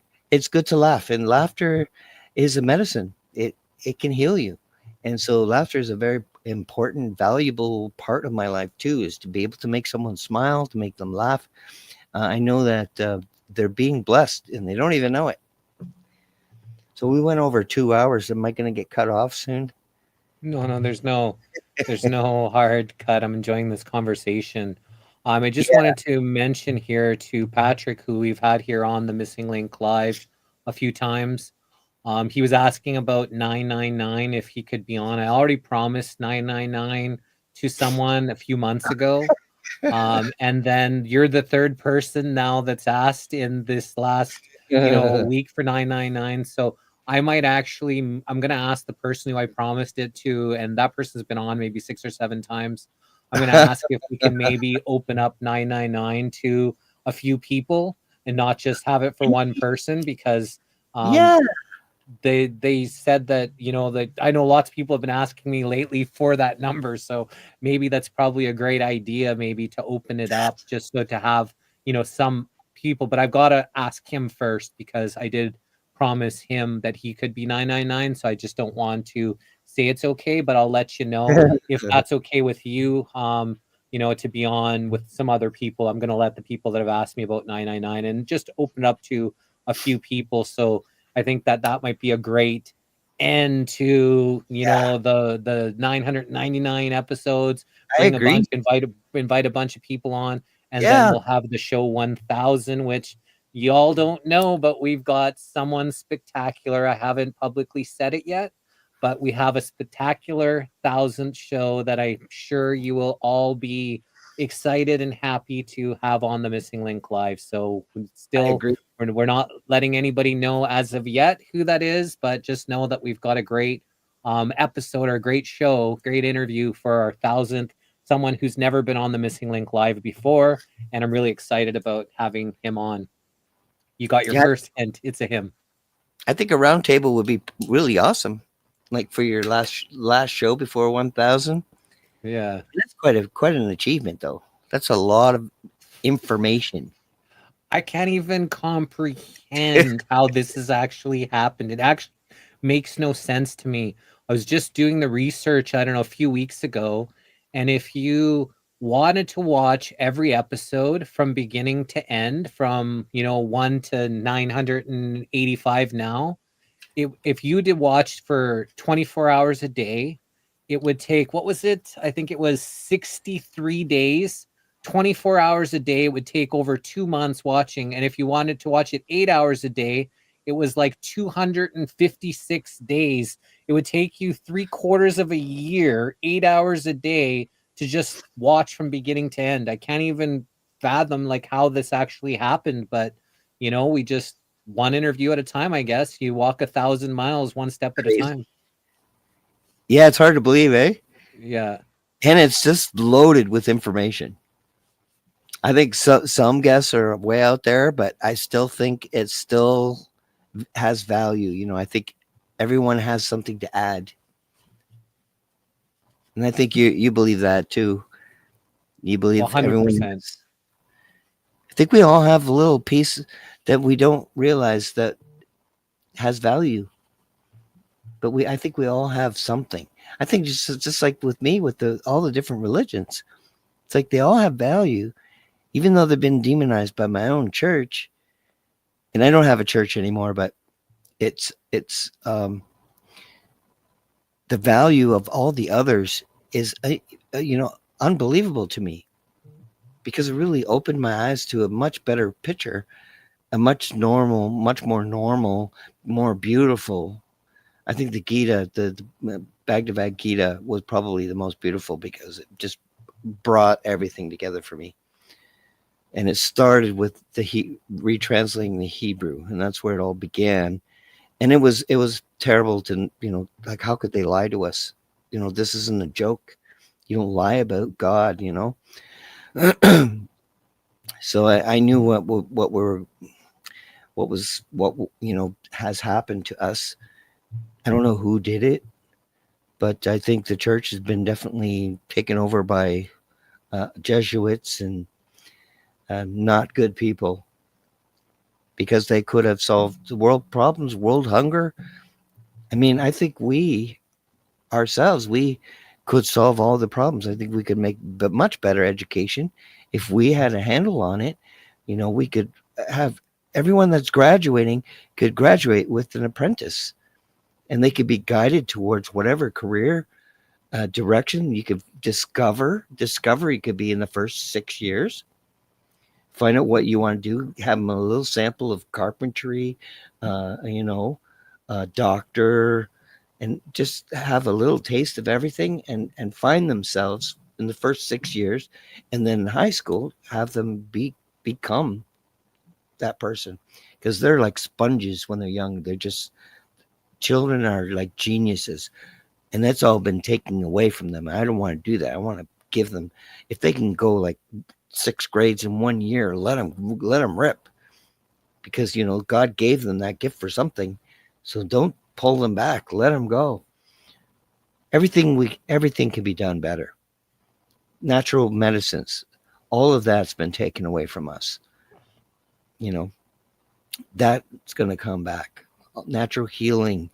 We can heal with sound. We can lift big stones with sound and vibration. It's just amazing what was stolen from us. You look at all the ancient buildings, the castles, how beautiful, and cathedrals, and all the details on every like quarter inch, that they spent so much of personal, they put themselves right into these buildings, and we don't do that anymore.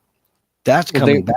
Yeah, there were also healing chambers with the organs and the bells. And so when someone went to church, they had an experience, a healing, profound experience in the Yeah. church. It didn't matter what the person said in front of the pulpit. They just had an experience with creation, with the God's, healing frequencies, with the tones.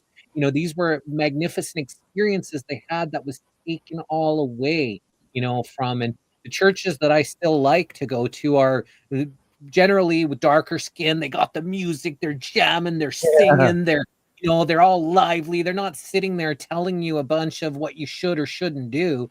They're there for communion and about energy and vibrations and all the stuff that they say is bad, that you shouldn't have that. But that's what I feel the real true love and healing. And those are the type of churches that I enjoy going to, not the ones that tell you all and try to make you afraid if you don't follow their orders and give them some money. Yeah. That's one thing I stay away from: money. I don't ask for sponsors, or, I mean, that's just me personally, but people have to make a living. I just try to keep it away. Like, even with music, I don't sell it. It's free. Take it. to me, I didn't write the music. I mean, God was with me, and God's like participating and involved. So God, I have to give credit to the Creator for participating in the creation of music.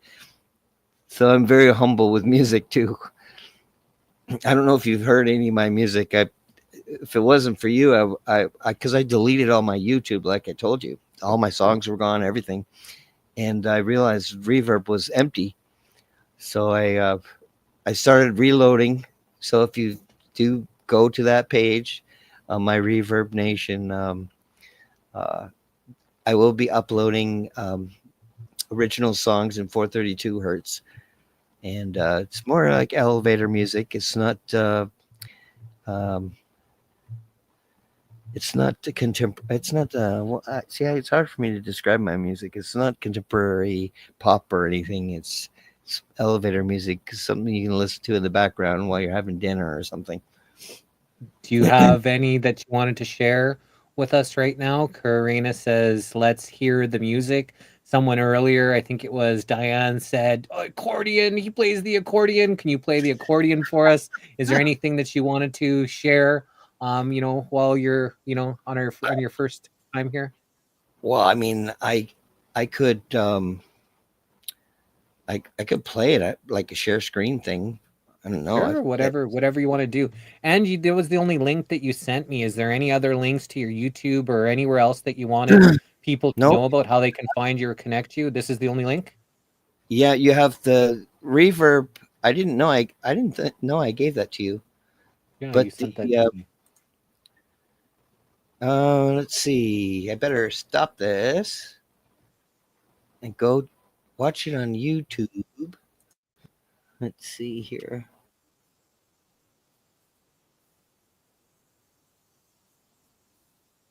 We'll put the link in the comments if that helps Mhm. to one of my songs that I wrote about the event that we went through in 2020 21 about people that didn't react well Oh, you'll to. have to put it into private chat. So that's you just Yep. put it into your YouTube, Oh, but private. if you put it into the private chat on the right-hand side, then I can put it into all of the Oh, cool. then now There it is. everybody So this can was called Heartache, and this is really the medical intervention. Comes from the heart, the soul, and empathy, suffering with people losing others that they love, and um, that's where that song came from. But it was not long after, like not long before that, is when I found out about 432 hertz. Being a musician, this was like the most important thing I ever learned. Despite learning all the most important things that I could ever learn.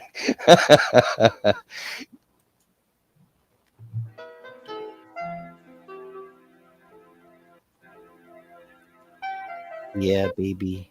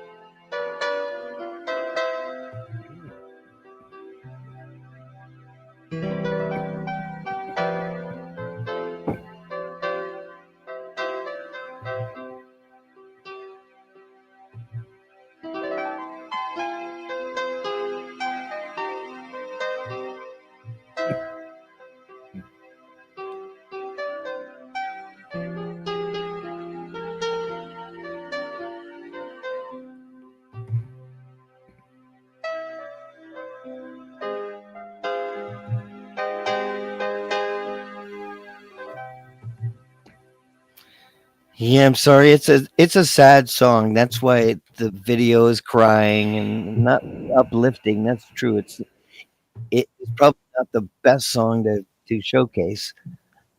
But It was beautiful. it was about it was made about the thingy the and the suffering that I saw around me, and came through with the video and through the music as well. But that's what it meant. It wasn't really meant to be cheerful. A lot of my songs are pretty profound that way. They're created by something profound in my life, and that would be a moment that we all know very well. It's pretty fresh in our minds what we went through the last 5 years. But that song is basically a representation of what we went through, and they were all different people suffering. And none of the people we knew in the video, they're all strangers, but they all have their own story and their own tears. And empathy is just being able to have compassion for all of them. So thanks for sharing that one. Thank you. And Kiwi says, and Kiwi's a brilliant 19-year-old who was homeschooled and who we had here on the show. We need to book you again, Kiwi. I think you're brilliant as well. I think you two on together might be a great, or maybe have him on your show. I think that you two together would be great. I think there would be a good synergy there. Oh, I just wanted to read.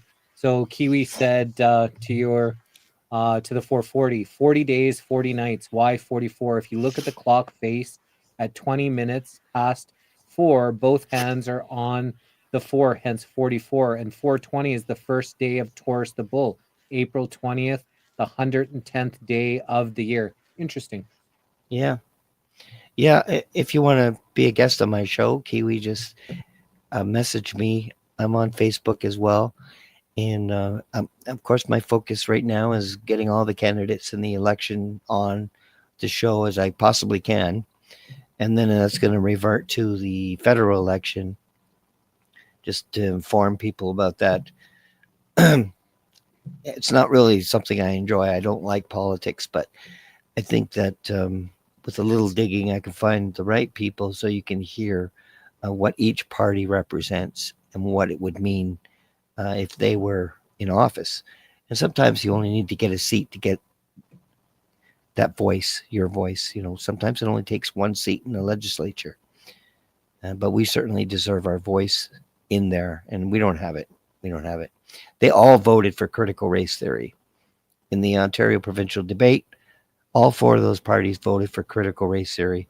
So to me, we've been infiltrated, usurped by the federal government because they're in Ontario. So they need to control Ontario so they can use Dominion voting machines to skew the numbers, and whoever they want to win will win.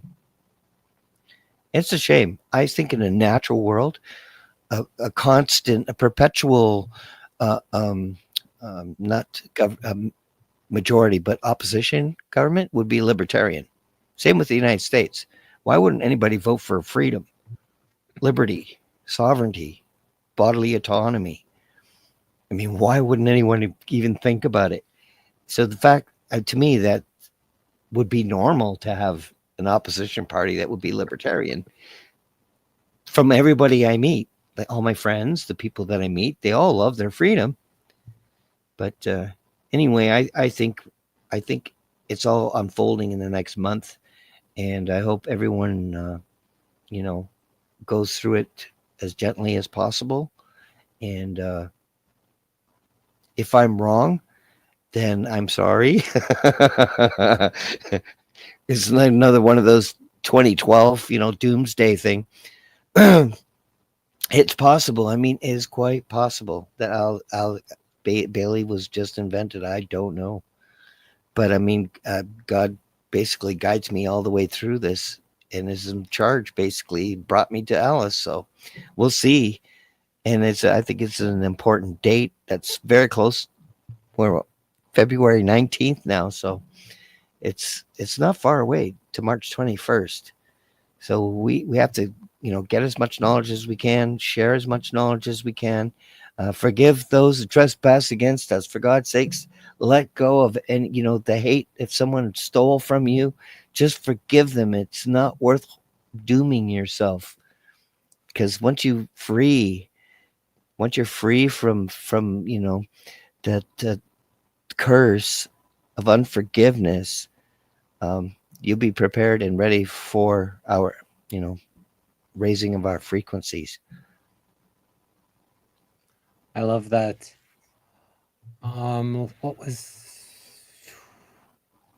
Is there anything that else that you maybe wanted to share before we, that we didn't talk about here yet today? No, I think we did good. I think we talked about a lot of important things, and hopefully empowered everyone. And if you have any questions, you can watch the video back and go to the scripture or go to here, and everything I said you can find, and it's all available. And if you want to be a guest on my show, you can just message me, and that's possible as well. But my podcast is a little bit different. I'm more about lifting the veil, Armageddon, presenting truth that I don't think people know, and I think is important enough. That's really why I think I have a limited show, because it's just once I'm done, I'm done. I don't want to do this perpetually. I think it's just God put me here to do this at this moment, and I'm happy to do it. I'm happy to die for it. The truth is worth dying for. I met someone a couple days ago, had a conversation with someone who is out east. His name is James, and he's created a new political party all about direct democracy. And they're trying to get 300 signatures to be put in for this next election. And I think somehow if it's a quick election, then there's a loophole where they could be put in. And, like you said, that, and I've been an advocate for direct democracy for a long time. I think they do that in Switzerland, where the people actually vote for things. And It's I've the been best. thinking long and hard about that. And I know democracy is mob rule, but Yep. also I think it's better if there is a governing body. Because obviously constitutional republic where, there's universal or natural law at the forefront, but there's also now decisions that got to be made on roads and this and that. And I think that if people had the ability to actually have some kind of an app or something which was, Yep. completely secured, and their vote would be registered so it can't be changed, they could always see it. And Yep. if people did vote for these certain issues, that maybe they got like a bonus or, like some kind of a benefit for voting Yep. on 10 issues a month. I think there's a way that it could be structured that it could benefit It society. can be done. Yeah. Just like we have a government website, we can have a site where all the parents of this city can join in on this thing and create petitions. And a direct democracy, you could throw out a woke school board member that's woke and destroying your community with their woke ideology. So you'll be able to, in a direct democracy, just vote and get them out, and then look for another new person. And you could do that with everything. You could do that with the education program, the curriculum. If there's a demand for carpentry, then offer more carpentry classes, just facilitate the need. I mean, we could do so much better with everything, even food. I mean, chefs create these amazing dishes. Why aren't they creating all these foods, instead of Samson and all this garbage that they're giving us? It'd be worth, people will be happy to pay a little bit more for fresh fruit like Samson's. I think it's Samson. I have, I have this addiction to one of their dishes, but there's always rotten potatoes. I have spit out potatoes. That's not acceptable. We wouldn't do this in our kitchen table. If it's rotten, don't put it in there. Oh, 100%. So they don't And have the standards. well, food should not have to be organic. Yeah, Food should be organic. Food yeah, shouldn't be this modified pesticide filled. You should be yeah, able to go to the store and buy an apple that isn't yep. sprayed with the peel coating and it's been in the shelves for Oh, 2 years before you get it. Like you should be able to that's buy an terrible. apple or get an apple that just was Yeah, freshly picked.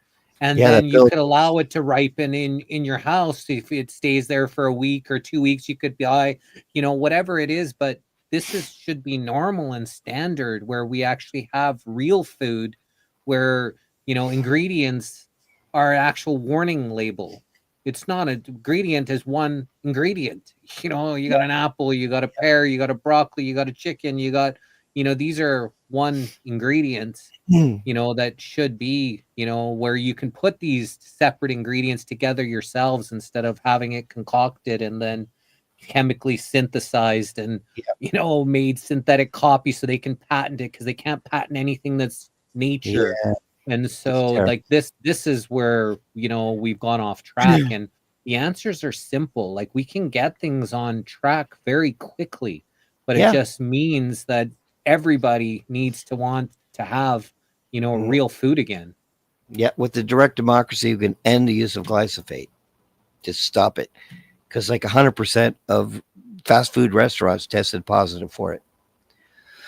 100% of wines Yeah, in California, 100% have even organic wines in California, because the ground is so filled with pesticides that even yeah, organic farms are testing positive for glyphosate when they don't even spray it there.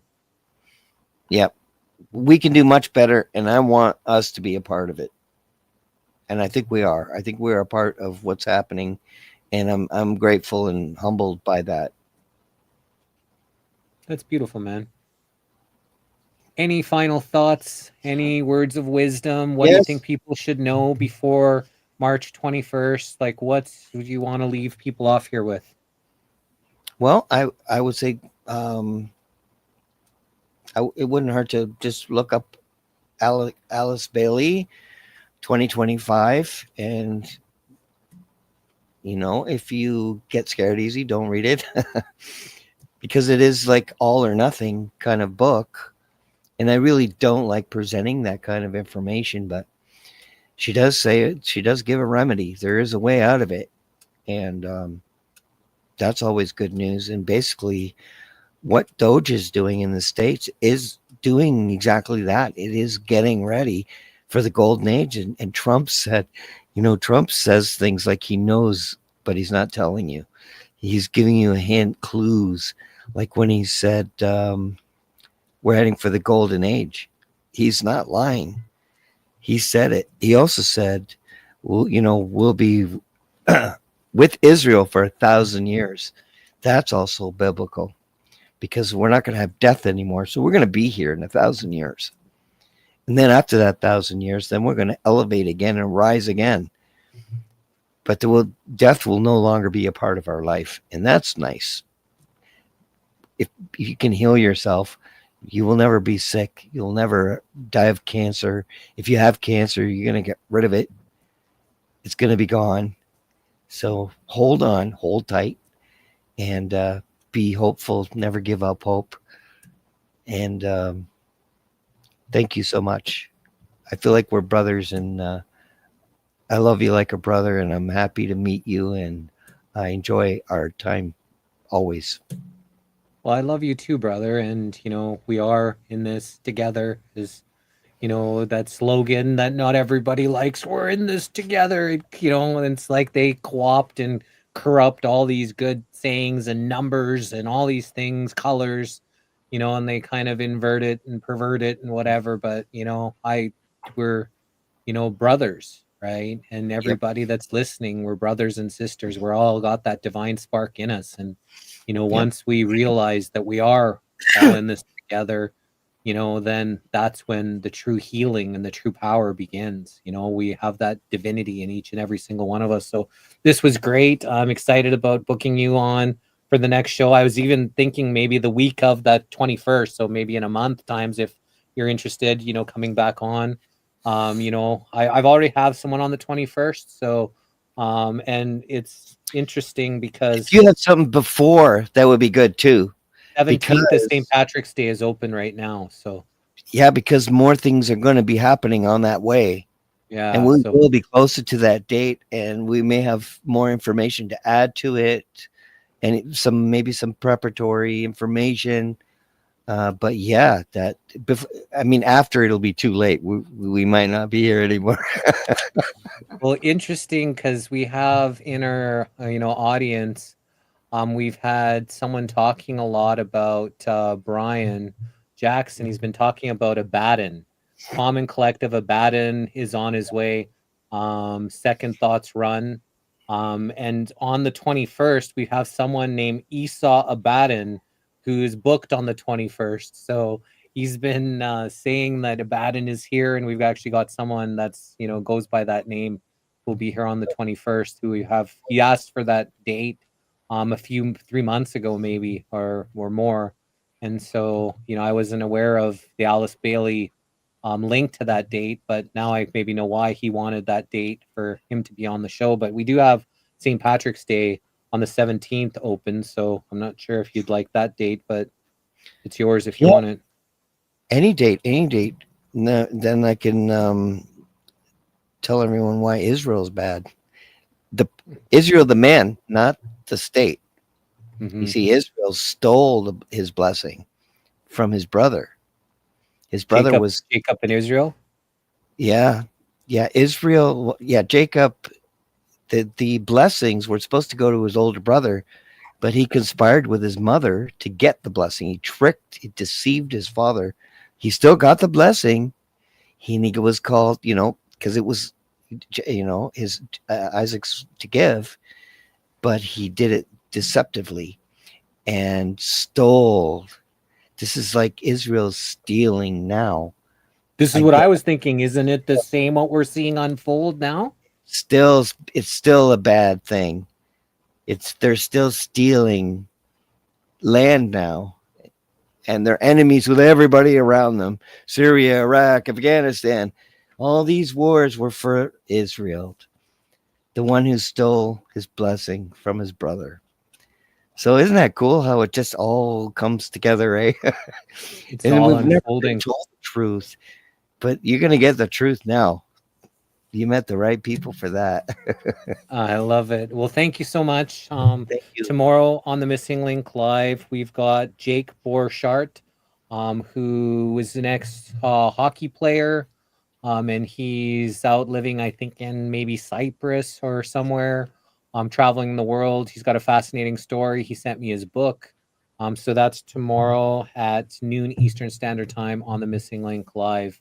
Knowledge is power. The more knowledge we all have collectively, the less power they have over us. So let's all face infinity without flinching. For one love, one heart, one life. Namaste, everyone. And if they ever ask you to put on a breathing inhibitor again, Paul, you know what to say? Namaste. Namaste. Okay. Love you all. We'll see you next time we see you back here on the Missing Link. Thanks again, Paul.